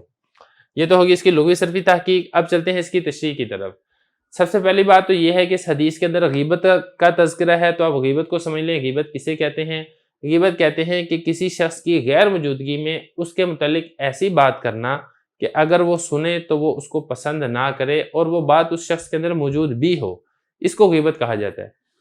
اور اگر آپ کسی کی غیر موجودگی میں ایسی بات کرتے ہیں جو وہ سنے اور ناپسند کرے اور وہ اس کے اندر موجود بھی نہیں ہے، تو پھر یہ غیبت نہیں ہے بلکہ یہ بہتان ہے، اور بہتان یہ غیبت سے بھی بڑا شدید گناہ ہے۔ تو یہ تو ہوگی غیبت کی تعریف۔ اب اس حدیث کے اندر غیبت کرنے کو زنا سے بھی بڑا گناہ شمار کیا گیا ہے، اس کی وجہ کیا ہے؟ دیکھیں اس کی مختلف وجوہات علماء کرام نے تحریر کی ہیں۔ مثلا یہ کہ زنا میں آدمی یہ سمجھتا ہے کہ میں نے گناہ کیا ہے اور وہ اس پر نادم ہوتا ہے، توبہ کرتا ہے، استغفار کرتا ہے، لیکن جو غیبت کرنے والا ہے وہ غیبت کو معمولی گناہ سمجھ کر چھوڑ دیتا ہے، توبہ کی طرف توجہ نہیں کرتا، اس کا دھیان نہیں جاتا، اس وجہ سے وہ بڑا گناہ بن جاتی ہے غیبت کرنا زنا سے بھی۔ اور دوسری بات جو وجہ ایک اور ذکر کی گئی ہے وہ یہ ہے کہ غیبت کرنے والا اس کو گناہ سمجھتا ہی نہیں ہے، سرے سے گناہ ہی نہیں سمجھتا، اس لیے اس کے اندر یہ وعید فرمائی گئی ہے۔ تیسری وجہ ایک اور بیان کی گئی ہے وہ یہ ہے کہ غیبت کا تعلق حقوق العباد سے ہے، حقوق العباد کے بارے میں اللہ تعالیٰ کا مسلمہ اصول ہے کہ اللہ سے جس طریقے سے معافی مانگنا ضروری ہے، اسی طرح جس کی آپ نے ناتلفی کی ہے، حق تلفی کی ہے، اس سے معافی مانگنا یہ بھی ضروری ہے۔ تو چونکہ حقوق العباد ہے، جب تک بندہ معاف نہیں کرے گا اللہ تعالیٰ بھی اس وقت تک معاف نہیں کریں گے، اس لیے اس کو زنا سے بھی زیادہ سخت فرمایا گیا ہے، کیونکہ زنا کی معافی صرف اللہ تعالیٰ سے مانگ لی جائے تو بھی یہ گناہ معاف ہو سکتا ہے۔ تو یہ ہو گیا، اس کا ترجمہ بھی ہو گیا، اس کی تشریح بھی ہوگی۔ اب چلتے ہیں اس کی ترکیب کی طرف۔ ترکیب اس کی آسان ہے۔ الغیبہ تو یہ بنے گا مبتدا، اشد یہ اسم تفضیل ہے، اور یہ بنے گا شبہ فعل، اور اس میں ہوا ضمیر بنے گا اس کا فاعل، من حرف جر زنا مجرور، جار مجرور مل کر یہ اسی اشد شبہ فعل کے متعلق ہوگا۔ اشد شبہ فعل اپنے فاعل اور متعلق سے مل کر جملہ ہو کر یہ پیچھے المبتدا کی خبر بنے گا، مبتدا اپنی خبر سے مل کر جملہ اسمیہ خبریہ ہوگا۔ بسم اللہ الرحمن الرحیم۔ زاد طالبین کا دوسرا باب ہے، جملہ اسمیہ، سبق نمبر 20 ہے، طہارت ایمان کا حصہ ہے۔ حدیث مبارک دیکھ لیں، آپ صلی اللہ علیہ وسلم نے ارشاد فرمایا الطہور شطر الایمان، پاکی ایمان کا نصف حصہ ہے۔ یہاں پہ سب سے پہلے ہم چلتے ہیں لغوی صرفی تحقیق کی طرف۔ دیکھیں یہ ہے شطر، شطر کسے کہتے ہیں؟ شطر اس کے مختلف معنی کیے گئے ہیں۔ اس کا ایک معنی حصہ کیا گیا ہے، ایک معنی اس کا نصف کیا گیا ہے، ایک معنی اس کا جانب کیا گیا ہے، ایک معنی اس کا دوری کیا گیا ہے۔ مختلف معنی کے اندر یہ لفظ استعمال ہوتا ہے۔ اس کی جمع آتی ہے اشتر، شطور، اور اس کا باب آتا ہے شاتارا یشترو، باب اس کا ہے ناصرا ینصرو، برابر کے اندر دو حصے کرنا۔ قرآن مجید میں بھی آتا ہے فولی وجہک شطر المسجد الحرام، وہاں پر یہ جانب کے معنی میں ہے۔ یہ تو ہوگی اس کی لغوی صرفی تحقیق۔ اب چلتے ہیں اس کی تشریح کی طرف۔ دیکھیں جو طہارت ہے، پاکیزگی ہے، پاکی ہے، نظافت ہے، اس کی ضد آتی ہے نجاست، ناپاک ہونا۔ اصطلاح میں طہارت کہتے ہیں نجاست حکمی اور نجاست حقیقی سے پاکی حاصل کرنا۔ اس کو حدیث مبارک میں نصف ایمان فرمایا گیا ہے۔ شطر کے دو معنی جیسا کہ میں نے آپ کو پہلے بتایا تھا، ایک اس کا معنی یہ ہے کہ ایمان کا بہت بڑا حصہ ہے، دوسرا اس کا معنی یہ کیا گیا ہے کہ ایمان کا نصف حصہ ہے۔ اب اس کا مطلب کیا ہے؟ دیکھیں محدثین فرماتے ہیں کہ جب ایک کافر مسلمان ہوتا ہے تو اس کے اسلام لانے کی وجہ سے اس کے صغیرہ کبیرہ تمام گناہ معاف ہو جاتے ہیں۔ تو یہ تو ہوگی کل معافی، اور وضو یعنی طہارت حاصل کرنے سے اس کے صرف صغیرہ گناہ معاف ہوتے ہیں، کبیرہ گناہ معاف نہیں ہوتے، اس لیے اس کو کہا گیا کہ یہ ایمان کا نصف حصہ ہے۔ اور بعض شرح یہ بھی فرماتے ہیں کہ یہاں پر ایمان سے مراد ہے نماز، جیسا کہ قرآن مجید میں بھی آتا ہے وَمَا كَانَ اللَّهُ لِيُضِيعَ ایمانَكُمْ، تو قرآن مجید میں بھی نماز کو ایمان فرمایا گیا ہے۔ تو یہاں پر مطلب اس کا یہ ہوگا کہ صحت صلاۃ کے لیے، نماز کے درست ہونے کے لیے طہارت اہم ترین شرط ہے، اس کے بغیر، طہارت کے بغیر نماز نہیں ہو سکتی۔ تو خلاصہ یہ ہے کہ چاہے اس سے مراد نماز لیں یا اس سے مراد ویسے عمومی طور پر صفائی ستھرائی لیں، دونوں ہی صورتوں کے اندر صفائی ستھرائی اور پاکیزگی کی بہت زیادہ اہمیت کو بیان کیا گیا ہے۔ پھر اس صفائی ستھرائی کی دو قسمیں ہیں، ایک ہے ظاہری طور پر صفائی ستھرائی کہ انسان کا لباس صاف ہو، انسان کا جسم صاف ہو، انسان خوشبو لگا کے رکھے، انسان مسواک کرے، انسان ٹوتھ برش اور پیسٹ استعمال کرے، اپنی چیزوں کو صاف ستھرا رکھے۔ اور دوسرا یہ ہے کہ انسان اپنے اندر کی بھی پاکیزگی حاصل کرے، اپنے اندر سے جھوٹ کو، کینے کو، بغض کو، حسد کو، ان ساری باطنی بیماریوں سے بھی پاک اور صاف رکھے تاکہ اس کا ایمان کامل ہو سکے۔ اب چلتے ہیں اس کی ترکیب کی طرف۔ الطہور یہ بنے گا مبتدا، اور شطر یہ بنے گا مضاف، اور الایمان بنے گا مضاف الیہ۔ مضاف مضاف الیہ سے مل کر پھر یہ بنے گا اس مبتدا کی خبر، مبتدا اپنی خبر سے مل کر جملہ اسمیہ خبریہ ہوگا۔ بسم اللہ الرحمن الرحیم۔ زاد طالبین کا دوسرا باب ہے، جملہ اسمیہ، سبق نمبر 21 ہے کہ قرآن مجید گواہی دے گا۔ حدیث مبارک دیکھ لیتے ہیں۔ آپ صلی اللہ علیہ وسلم نے ارشاد فرمایا القرآن حجت لک او علیک، یہ عبارت میں نے پڑھ دی ہے عربی کی، ترجمہ دیکھ لیں، قرآن تمہارے لیے یا تمہارے خلاف حجت ہے، گواہی ہے۔ اب چلتے ہیں لغوی صرفی تحقیق کی طرف۔ پہلا لفظ ہے القرآن، اللہ تعالیٰ کی جانب سے محمد الرسول اللہ صلی اللہ علیہ وسلم پر نازل ہوئی کتاب کو قرآن کہا جاتا ہے۔ قارنا یقرنو، اس کا مطلب ہوتا ہے باندھنا، ملانا، جمع کرنا۔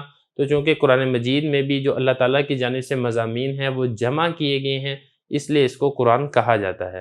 اور یہ لفظ قرآن مجید میں بھی آتا ہے الرحمن علم القرآن۔ اگلا لفظ ہے حجت۔ حجت یہ کہتے ہیں دلیل کو، اور اس کی جمع آتی ہے حجج، حجاج، اور باب اس کا آتا ہے حجہ یحجو حجن، دلیل کے ذریعے سے کسی دوسرے کے اوپر غالب آنا۔ یہ تو ہوگی اس کی لغوی صرفی تحقیق۔ اچھا اس میں ایک چیز اور دیکھ لیں، یہ جو لام ہے یہ لام فائدے کے لیے استعمال ہوتا ہے حرف جر، اور علا ہے اس کا ایک معنی ہوتا ہے ضرر، ضرر اور نقصان، یہاں پر یہ اسی معنی میں ہے کہ قرآن مجید تمہارے متعلق گواہی تو دے گا، اب یہ جو گواہی دے گا یا تو تمہارے حق میں ہوگی، لکا یعنی تمہارے فائدے کے لیے گواہی ہوگی، او علیکا یا تمہارے خلاف گواہی ہوگی، تمہیں اس گواہی کی وجہ سے نقصان پہنچے گا۔ مطلب اس حدیث کا کیا ہے؟ مطلب اس حدیث کا یہ ہے کہ جو شخص قرآن مجید کے حقوق کو ادا کرے گا تو قیامت کے دن قرآن مجید اس شخص کے متعلق سفارش کرے گا اور اللہ تعالیٰ اس کی سفارش کو قبول فرمائیں گے۔ ایسے شخص کے لیے تو قرآن حجت اور دلیل بن جائے گا۔ اس کے برعکس اگر قرآن مجید کے حقوق ادا نہ کیے تو قیامت کے دن قرآن اس کے لیے ضرر کا باعث بنے گا، جیسا کہ ایک روایت میں آتا ہے کہ قرآن سفارشی ہے اور ایسا سفارشی ہے جس کی سفارش کو قبول کیا جائے گا، اور ایسا مدعی دعویٰ کرنے والا ہے جس کا دعویٰ تسلیم کیا جائے گا۔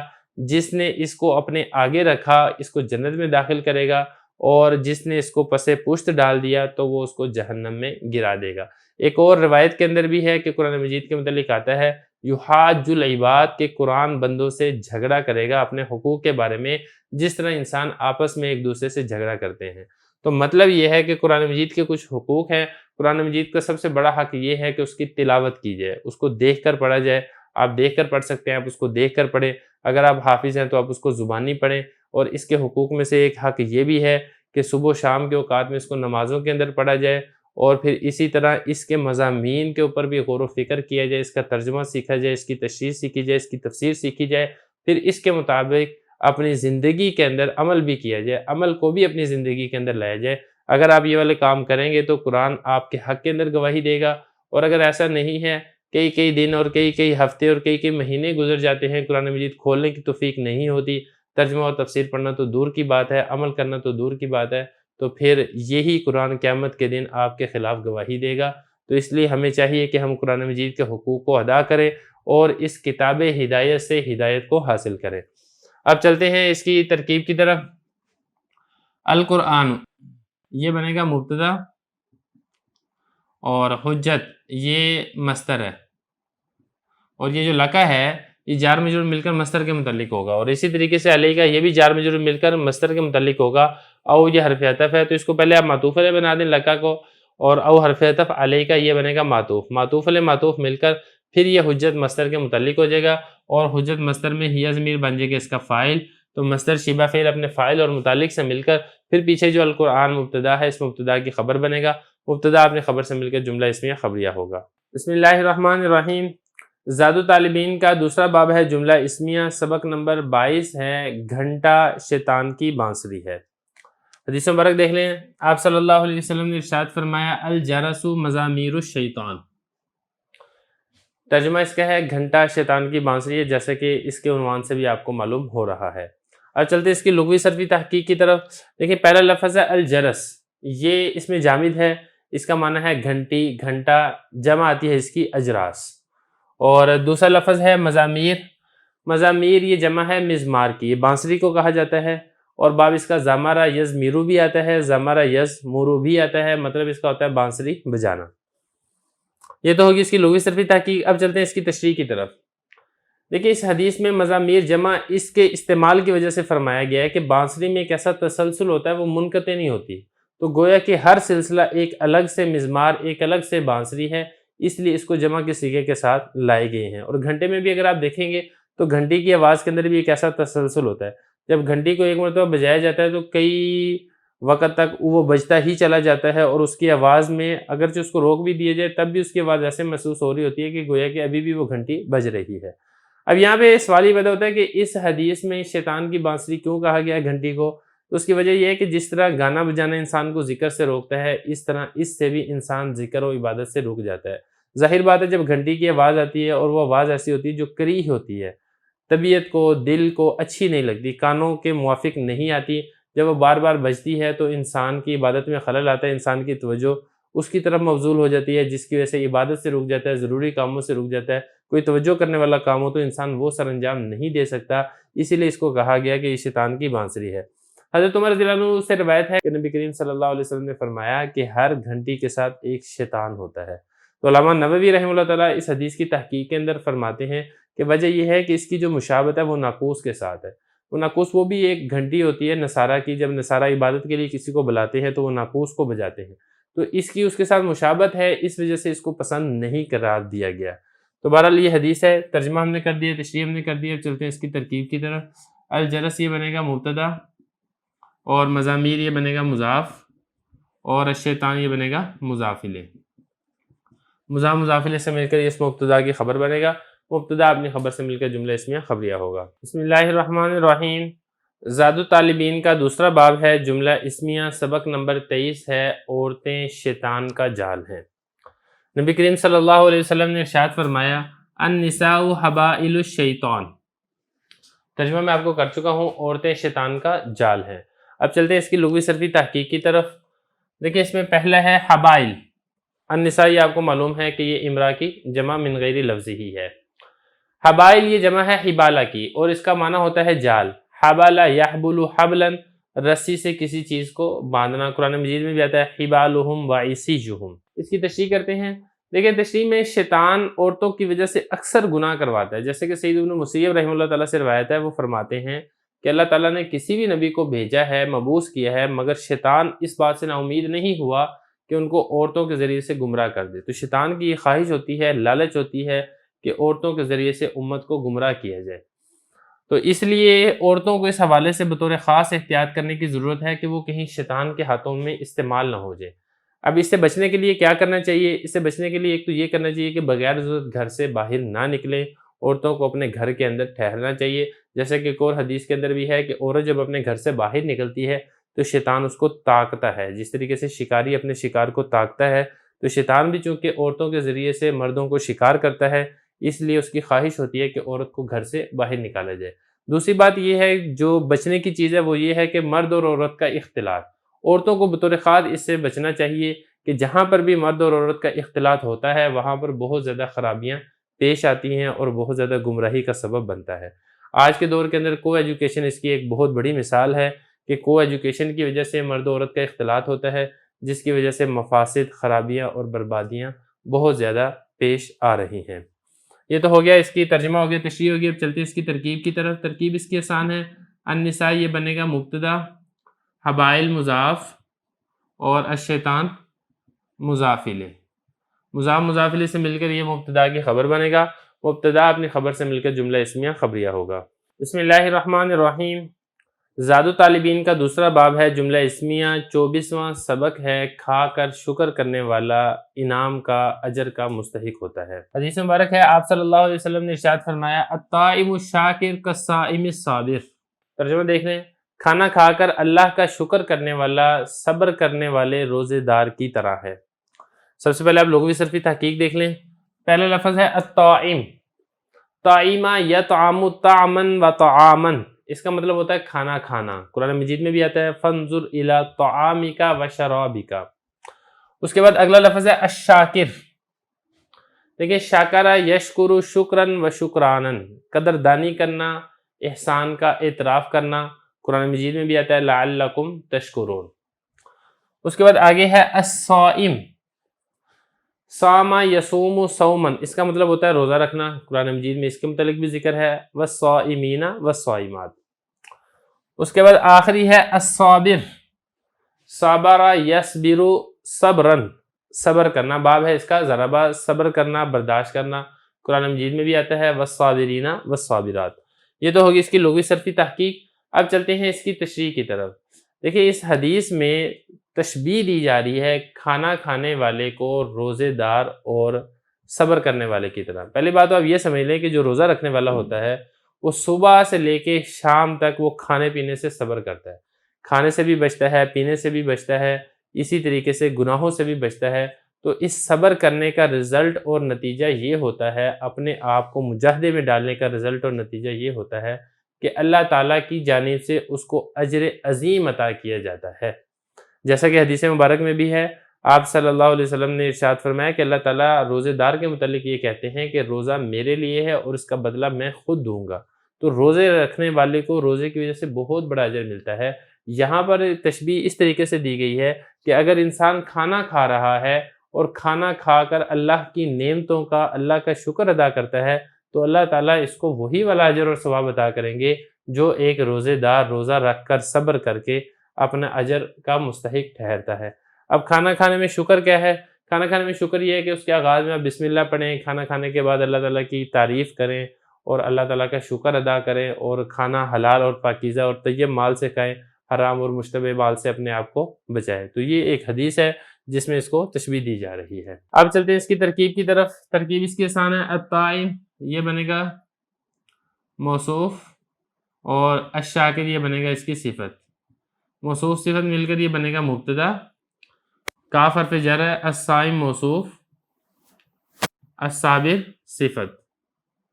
موصوف صفت مل کر کاف جار کا مجرور، جار مجرور مل کر الصابر شبہ فعل کے متعلق ہوگا، شبہ فعل اپنے فاعل اور متعلق سے مل کر پھر جملہ ہو کر یہ مبتدا کے خبر بنے گا، مبتدا اپنی خبر سے مل کر جملہ اسمیہ خبریہ ہوگا۔ بسم اللہ الرحمن الرحیم۔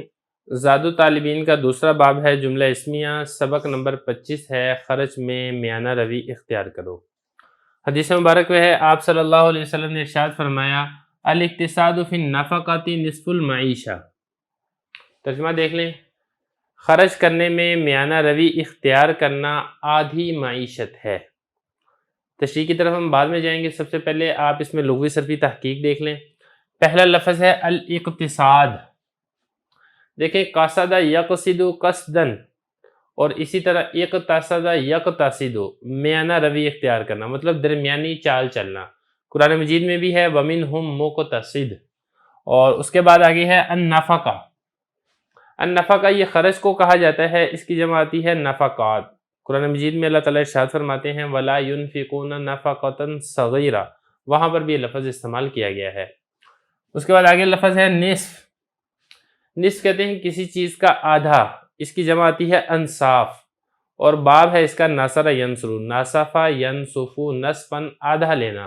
قرآن مجید میں بھی آتا ہے، اللہ تعالیٰ نے ارشاد فرمایا وَلَكُمْ نِصْفُ مَا تَرَكَ۔ اس کے بعد آخری لفظ ہے المعیشہ۔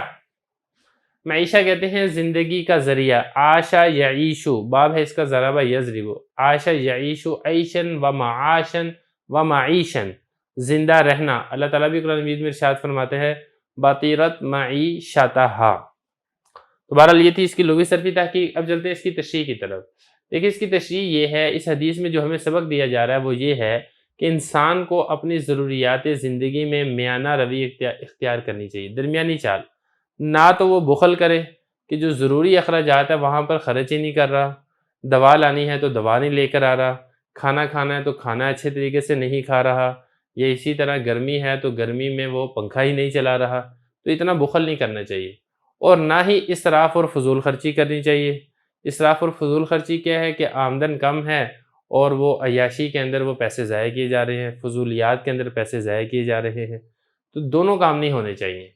میانہ روی ان دونوں کے درمیان والا راستہ ہے، اور یہی اللہ تعالیٰ کو پسند ہے۔ دیکھیں جو معیشت ہے، انسان کی معیشت، اس کا دار و مدار دو چیزوں کے اوپر ہے، ایک اس میں ہے آمدن اور دوسرا ہے اس میں خرچ۔ یہ دو چیزیں ہوں تو پھر انسان کی معیشت بنتی ہے، اور اس میں جو خرچ ہے اس کا زیادہ پیمانہ ہے، کیونکہ خرچ ایسی چیز ہے جو انسان کے اپنے اختیار میں ہے۔ آمدن تو بعض اوقات ایسا ہوتا ہے کہ انسان کے اپنے اختیار میں نہیں ہوتی۔ اگر آمدن انسان کے اپنے اختیار میں ہوتی تو ہر شخص ہی کروڑ پتی ہوتا۔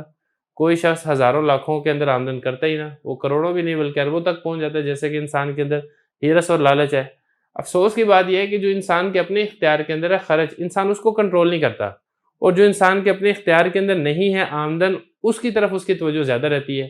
حالانکہ اگر وہ اپنے اخراجات کو کنٹرول کرتا، اخراجات کو مینیج کرتا، اپنا بجٹ بناتا، اس کے مطابق وہ خرچے کرتا، اور وہ اپنے لیکیج پوائنٹ دیکھتا ہے کہ کہاں کہاں سے اس کے اخراجات زیادہ ہو رہے ہیں اور کون کون سی ایسی چیزیں ہیں جس پر عمل کر کے وہ اپنے اخراجات بچا سکتا ہے، اگر اس چیز کو اختیار کرتا تو پھر اس کی معیشت کافی حد تک بہتر ہو جانی تھی۔ آپ صلی اللہ علیہ وسلم بھی یہی ارشاد فرما رہے ہیں کہ تم اپنے خرچوں میں میانہ روی اختیار کرو، تمہاری آدھی معیشت اس سے درست ہو جائے گی، اور جو باقی آدھی معیشت ہے وہ پھر آمدن اگر اچھی ہوگی تو وہ بھی ٹھیک ہو جائے گی۔ اور اس میں یہ نہیں کہا گیا کہ کوئی امیر ہے، کوئی غریب ہے، یا کوئی متوسط ہے، یہ حکم سب کے لیے ہے۔ اگر امیر ہے تو امیر اپنے مطابق خرچوں کے اندر میانہ روی اختیار کرے، اگر غریب ہے تو غریب اپنے مطابق خرچوں کے اندر اعتدال کو اختیار کرے۔ تو بہرحال یہ تھی اس کی تھوڑی سی تشریح۔ اب چلتے ہیں اس کی ترکیب کی طرف۔ الاقتصاد یہ بنے گا مبتدا، اور فی حرف جر نفع کا مجرور، جار مجرور مل کر یہ ثابت کہ آپ متعلق کر دیں، ثابت شبہ فعل اور اس میں ہوا ضمیر فاعل، شبہ فعل اپنے فاعل سے مل کر جملہ ہو کر، بلکہ اس کو پہلے آپ موصوف بنائیں، یہ بن جائے گا موصوف، اور یہ شبہ فعل اب جملہ ہو کر یہ بن جائے گا اس موصوف کی صفت۔ موصوف اپنی صفت سے مل کر پھر یہ بن جائے گا مبتدا، اور نصف المعیشہ، نصف مضاف المعیشہ مضاف الیہ، مضاف الیہ سے مل کر یہ اسی مبتدا کی خبر، مبتدا اپنی خبر سے مل کر جملہ اسمیہ خبریہ ہوگا۔ بسم اللہ الرحمن الرحیم۔ زاد طالبین کا دوسرا باب ہے جملہ اسمیہ، سبق نمبر 26 ہے، اچھے لوگوں سے دوستی ہونی چاہیے۔ حدیث دیکھ لیں، وَالتَّوَدُّدُ إِلَى النَّاسِ نِصْفُ الْعَقْلِ، یہ ایک حدیث کا ٹکڑا ہے جو کہ میں نے آپ کے سامنے پڑھا ہے۔ آپ صلی اللہ علیہ وسلم نے ارشاد فرمایا اچھے لوگوں سے دوستی رکھنا آدھی عقل ہے۔ لغوی تحقیق دیکھ لیتے ہیں۔ پہلا لفظ ہے تودد، دیکھیں یہ ود سے ہے، ودا یود ودن و ودادن، محبت کرنا، دوستی کرنا، تعلق رکھنا، یہ اس کے مختلف معنی آتے ہیں۔ قرآن مجید میں بھی ہے تودون ان غیر ذات الشوکۃ، اور اس کے بعد آگے دیکھیں، آگے ہے الناس۔ الناس یہ اسم ہے، واحد اس کی آتی ہے انسان، انسان کی یہ جمع ہے، اور تصغیر اس کی آتی ہے نویسن، ناسا ینوسو نوسن، باب اس کا آتا ہے نصرہ ینصرو۔ اللہ تعالیٰ بھی قرآن مجید میں ارشاد فرماتا ہے یا ایھا الناس، بلکہ کثرت کے ساتھ یہ لفظ قرآن مجید میں آتا ہے۔ اس کے بعد آگے دیکھیں، آگے ہے العقل۔ عقل وہ نور ہے جس سے غیر حسی چیزیں انسان کو معلوم ہو جائیں۔ دیکھیں بعض چیزیں تو ایسی ہوتی ہیں جو انسان اپنے حواس ظاہرہ سے معلوم کر لیتا ہے، آنکھوں سے معلوم کر لیتا ہے، ہاتھوں سے معلوم کر لیتا ہے، اسی طریقے سے زبان کے ذریعے سے چکھ لیتا ہے، کانوں کے ذریعے سے سن لیتا ہے۔ کچھ چیزیں ایسی ہوتی ہیں جو ان کے ذریعے سے معلوم نہیں ہو سکتی ہیں، تو اس وقت پھر انسان کی عقل کام آتی ہے جس کے ذریعے سے وہ چیزوں کا ادراک کر لیتا ہے۔ یہ تو ہوگی اس کی لغوی تحقیق، صرفی تحقیق۔ اب چلتے ہیں اس کی تشریح کی طرف۔ دیکھیں جو اچھے لوگوں سے دوستی رکھنا اور اس دوستی کی برکت سے اپنے معاملات کو درست کرنا، یہ نصف عقل ہے۔ پوری عقل انسان کو تب حاصل ہوگی جب اس کے ساتھ ساتھ کوئی انسان کسب، کوئی پیشہ بھی اختیار کرے گا، حلال کمائی کا کوئی ذریعہ بھی اختیار کرے گا۔ تو یہ چیز بڑی ضروری ہے کہ آپ کے جو تعلقات ہیں وہ اچھے اور پازیٹیو لوگوں کے ساتھ ہونے چاہیے۔ نیگیٹو اور منفی جو لوگ ہیں ان کے ساتھ آپ کا تعلق کم سے کم ہونا چاہیے۔ انسان جب قدردان لوگوں کے پاس ہوتا ہے تو پھر انسان کی ترقی ہوتی ہے، اس کی دنیا میں بھی ترقی ہوتی ہے، اس کی دین کے اندر بھی ترقی ہوتی ہے، اس کے جسم کو بھی راحت ملتی ہے، اس کی روح کو بھی سکون ملتا ہے۔ اور جب انسان کسی غلط آدمی کے ساتھ تعلق رکھتا ہے، غلط آدمی کے ساتھ اپنے معاملات کرتا ہے، غلط جگہ پہ نوکری کرتا ہے، غلط جگہ پہ کاروبار کرتا ہے، غلط بندے کے ساتھ پارٹنرشپ کرتا ہے، تو یہ چیز اس کو انتہائی درجے کا نقصان پہنچاتی ہے۔ اس کا مال بھی ضائع ہوتا ہے، اس کا وقت بھی ضائع ہوتا ہے، اس کی انرجی اور اس کی صلاحیتیں یہ بھی برباد ہوتی ہیں، اور اس کی آخرت یہ بھی ضائع ہوتی ہے۔ امام غزالی رحمہ اللہ تعالیٰ فرماتے ہیں کہ جب بھی انسان کسی شخص کو دوست بنائے تو اس سے پہلے 5 چیزیں دیکھے پھر دوست بنائے۔ نمبر 1، عقل مند۔ دوست بنانے کے لیے سب سے ضروری بات یہ ہے کہ جس کے ساتھ آپ دوستی لگانا چاہ رہے ہیں، دوستی کرنا چاہ رہے ہیں، وہ عقل مند ہو۔ بے وقوف کو دوست بنانے سے فائدہ نہیں ہوتا بلکہ الٹا نقصان ہوتا ہے۔ وہ فائدہ کرنا چاہے گا بھی تو اپنی بے وقوفی کی وجہ سے آپ کا نقصان کر دے گا۔ اسی طرح دوسری بات یہ ہے کہ اچھے اخلاق والا ہو۔ بعض اوقات ایسا ہوتا ہے کہ انسان عقل مند تو ہوتا ہے لیکن اس کے اخلاق اچھے نہیں ہوتے، وہ غصے کا تیز ہوتا ہے، وہ لالچی ہوتا ہے، وہ حسد کرنے والا ہوتا ہے، تو ایسے اخلاق اس کے اندر نہیں ہونے چاہیے، اچھے اخلاق ہونے چاہیے۔ تیسری اس میں چیز یہ ہے کہ وہ فاسق نہ ہو، اللہ تعالیٰ سے ڈرنے والا ہو، خوف خدا اس کے اندر ہونا چاہیے، کیونکہ اگر اس کے اندر خوف خدا نہیں ہے تو عین ممکن ہے کہ وہ آپ کو دھوکہ دے دے یا آپ کو استعمال کر لے اور آپ کو اس کی وجہ سے نقصان پہنچ جائے۔ اور چوتھے نمبر پر یہ ہے کہ وہ بدعتی نہ ہو، کیونکہ اگر وہ بدعتی ہے تو بدعتی کی نحوست آپ کے اوپر بھی پڑے گی اور بدعتی کے باطن کی بربادی آپ کو بھی برباد اور ضائع کر دے گی۔ اور 5ویں نمبر پر یہ ہے کہ دنیا کی محبت رکھنے والا نہ ہو، کیونکہ اگر وہ دنیا کی محبت کرنے والا ہے، مال کی اس کے اندر حرص اور لالچ ہے، تو اس کی وجہ سے آپ کے اندر بھی دنیا کی محبت اور لالچ آ جائے گی۔ تو ان چیزوں کا خیال رکھنا چاہیے۔ باقی یہ حدیث مشکوٰۃ شریف میں ہے، حوالہ انشاءاللہ آپ کو مل جائے گا۔ اب چلتے ہیں اس کی ترکیب کی طرف۔ تودد یہ بنے گا موصوف، اور الہ حرف جر الناس صفت، الناس مجرور، جار مجرور مل کر ثابت شبہ فعل کے متعلق ہوگا۔ شبہ فعل اس میں ہوا ضمیر فاعل، شبہ فعل اپنے فاعل اور متعلق سے مل کر جملہ ہو کر اس موصوف کی صفت، موصوف اپنی صفت سے مل کر یہ بنے گا مبتدا، اور نصف مضاف العقل مضاف الیہ، مضاف الیہ سے مل کر اس مبتدا کی خبر، مبتدا اپنی خبر سے مل کر جملہ اسمیہ خبریہ ہوگا۔ بسم اللہ الرحمن الرحیم۔ زاد طالبین کا دوسرا باب ہے جملہ اسمیہ، سبق نمبر 27 ہے، اچھے انداز میں سوال کرنا یہ آدھا علم ہے۔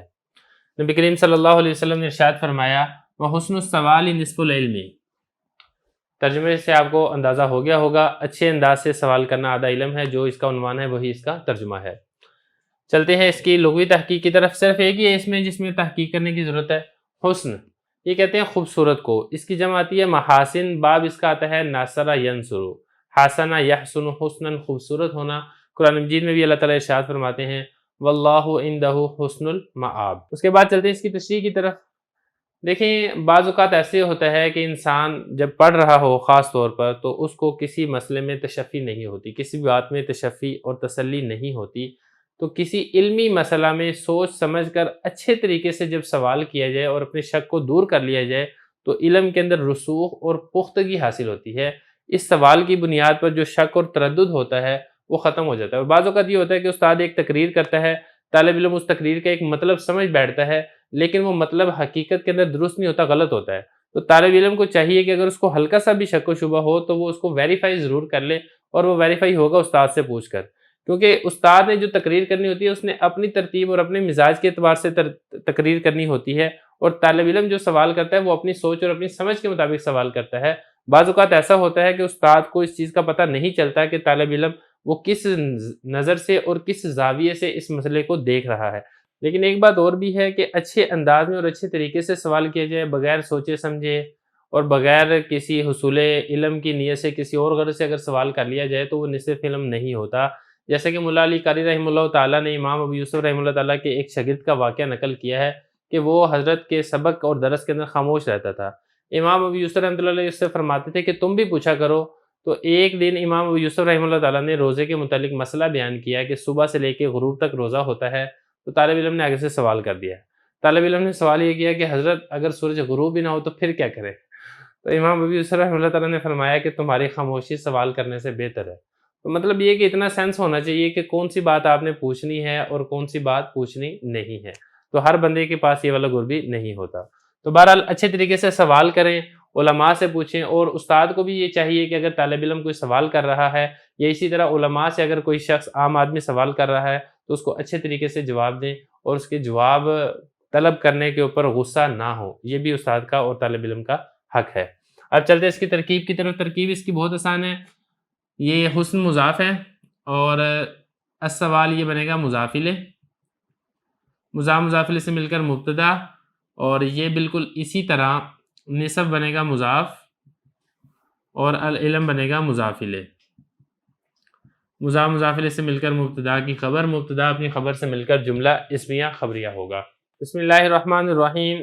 زاد الطالبین کا دوسرا باب ہے جملہ اسمیہ، سبق نمبر 28 ہے، توبہ کرنے والا پاک ہو جاتا ہے۔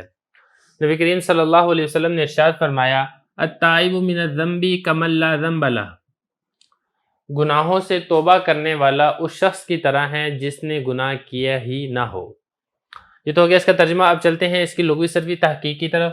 پہلا لفظ ہے التائب، یہ اسم فاعل ہے توبہ کرنے والا، باب اس کا آتا ہے ناصرہ، تابا یتوب توبن و توبتن، توجہ کرنا۔ تو چونکہ توبہ کرنے والا بھی اللہ تعالیٰ کی طرف توجہ کرتا ہے، اسی لیے اس کو توبہ کرنے والا کہا جاتا ہے۔ قرآن مجید میں بھی اس کا ذکر آتا ہے التائبون العابدون۔ اس کے بعد آگے ہے الذنب۔ ذنب یہ کہتے ہیں گناہ کو، اس کی جمع آتی ہے ذنوب، اور اس کی بھی جمع آتی ہے ذنوبات۔ اللہ تعالیٰ بھی قرآن مجید میں ارشاد فرماتے ہیں بِأَيِّ ذَنبٍ قُتِلَتْ، تو یہ لفظ قرآن مجید میں بھی استعمال ہوا ہے۔ اب چلتے ہیں اس کی تشریح کی طرف۔ دیکھیں اس کی تشریح میں یہ ہے کہ سب سے زیادہ بلند مقام انسان کے لیے یہ ہے کہ انسان اللہ تعالیٰ کی بندگی اختیار کرے، اور بندگی کا بہترین مظاہرہ اس وقت ہوتا ہے جس وقت انسان اللہ تعالیٰ سے معافی مانگتا ہے، اللہ تعالیٰ سے توبہ کرتا ہے، استغفار کرتا ہے، ندامت اور احساس پستی کی حالت میں رہتا ہے۔ بندے کی یہ صفت اور یہ حالت اللہ تعالیٰ کو بہت زیادہ پسند ہے۔ اس حالت کو دیکھتے ہوئے اللہ تعالیٰ فرماتے ہیں کہ میں نے تیرے گناہوں کو معاف کر دیا۔ مولا علی قاری رحمہ اللہ تعالیٰ فرماتے ہیں جب انسان توبہ کے ذریعے سے اپنے رب کی طرف رجوع کرتا ہے تو دو شکلوں میں سے ایک ضرور ہوتی ہے۔ اول یہ کہ اس کے گناہوں کو بالکل مٹا دیا جاتا ہے، جیسا کہ اس حدیث سے بھی معلوم ہو رہا ہے۔ دوم یہ کہ اس کو ثواب ملتا ہے مگر گناہوں کو نہیں مٹایا جاتا، مگر توبہ اس کو بہرحال فائدہ دیتی ہے۔